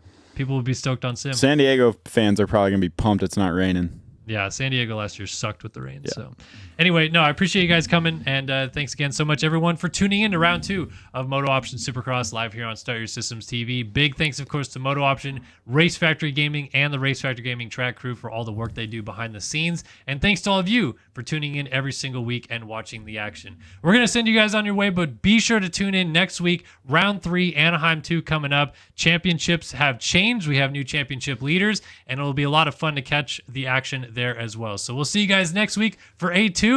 But for now, we're going to send you on the way. So long for now. Boom.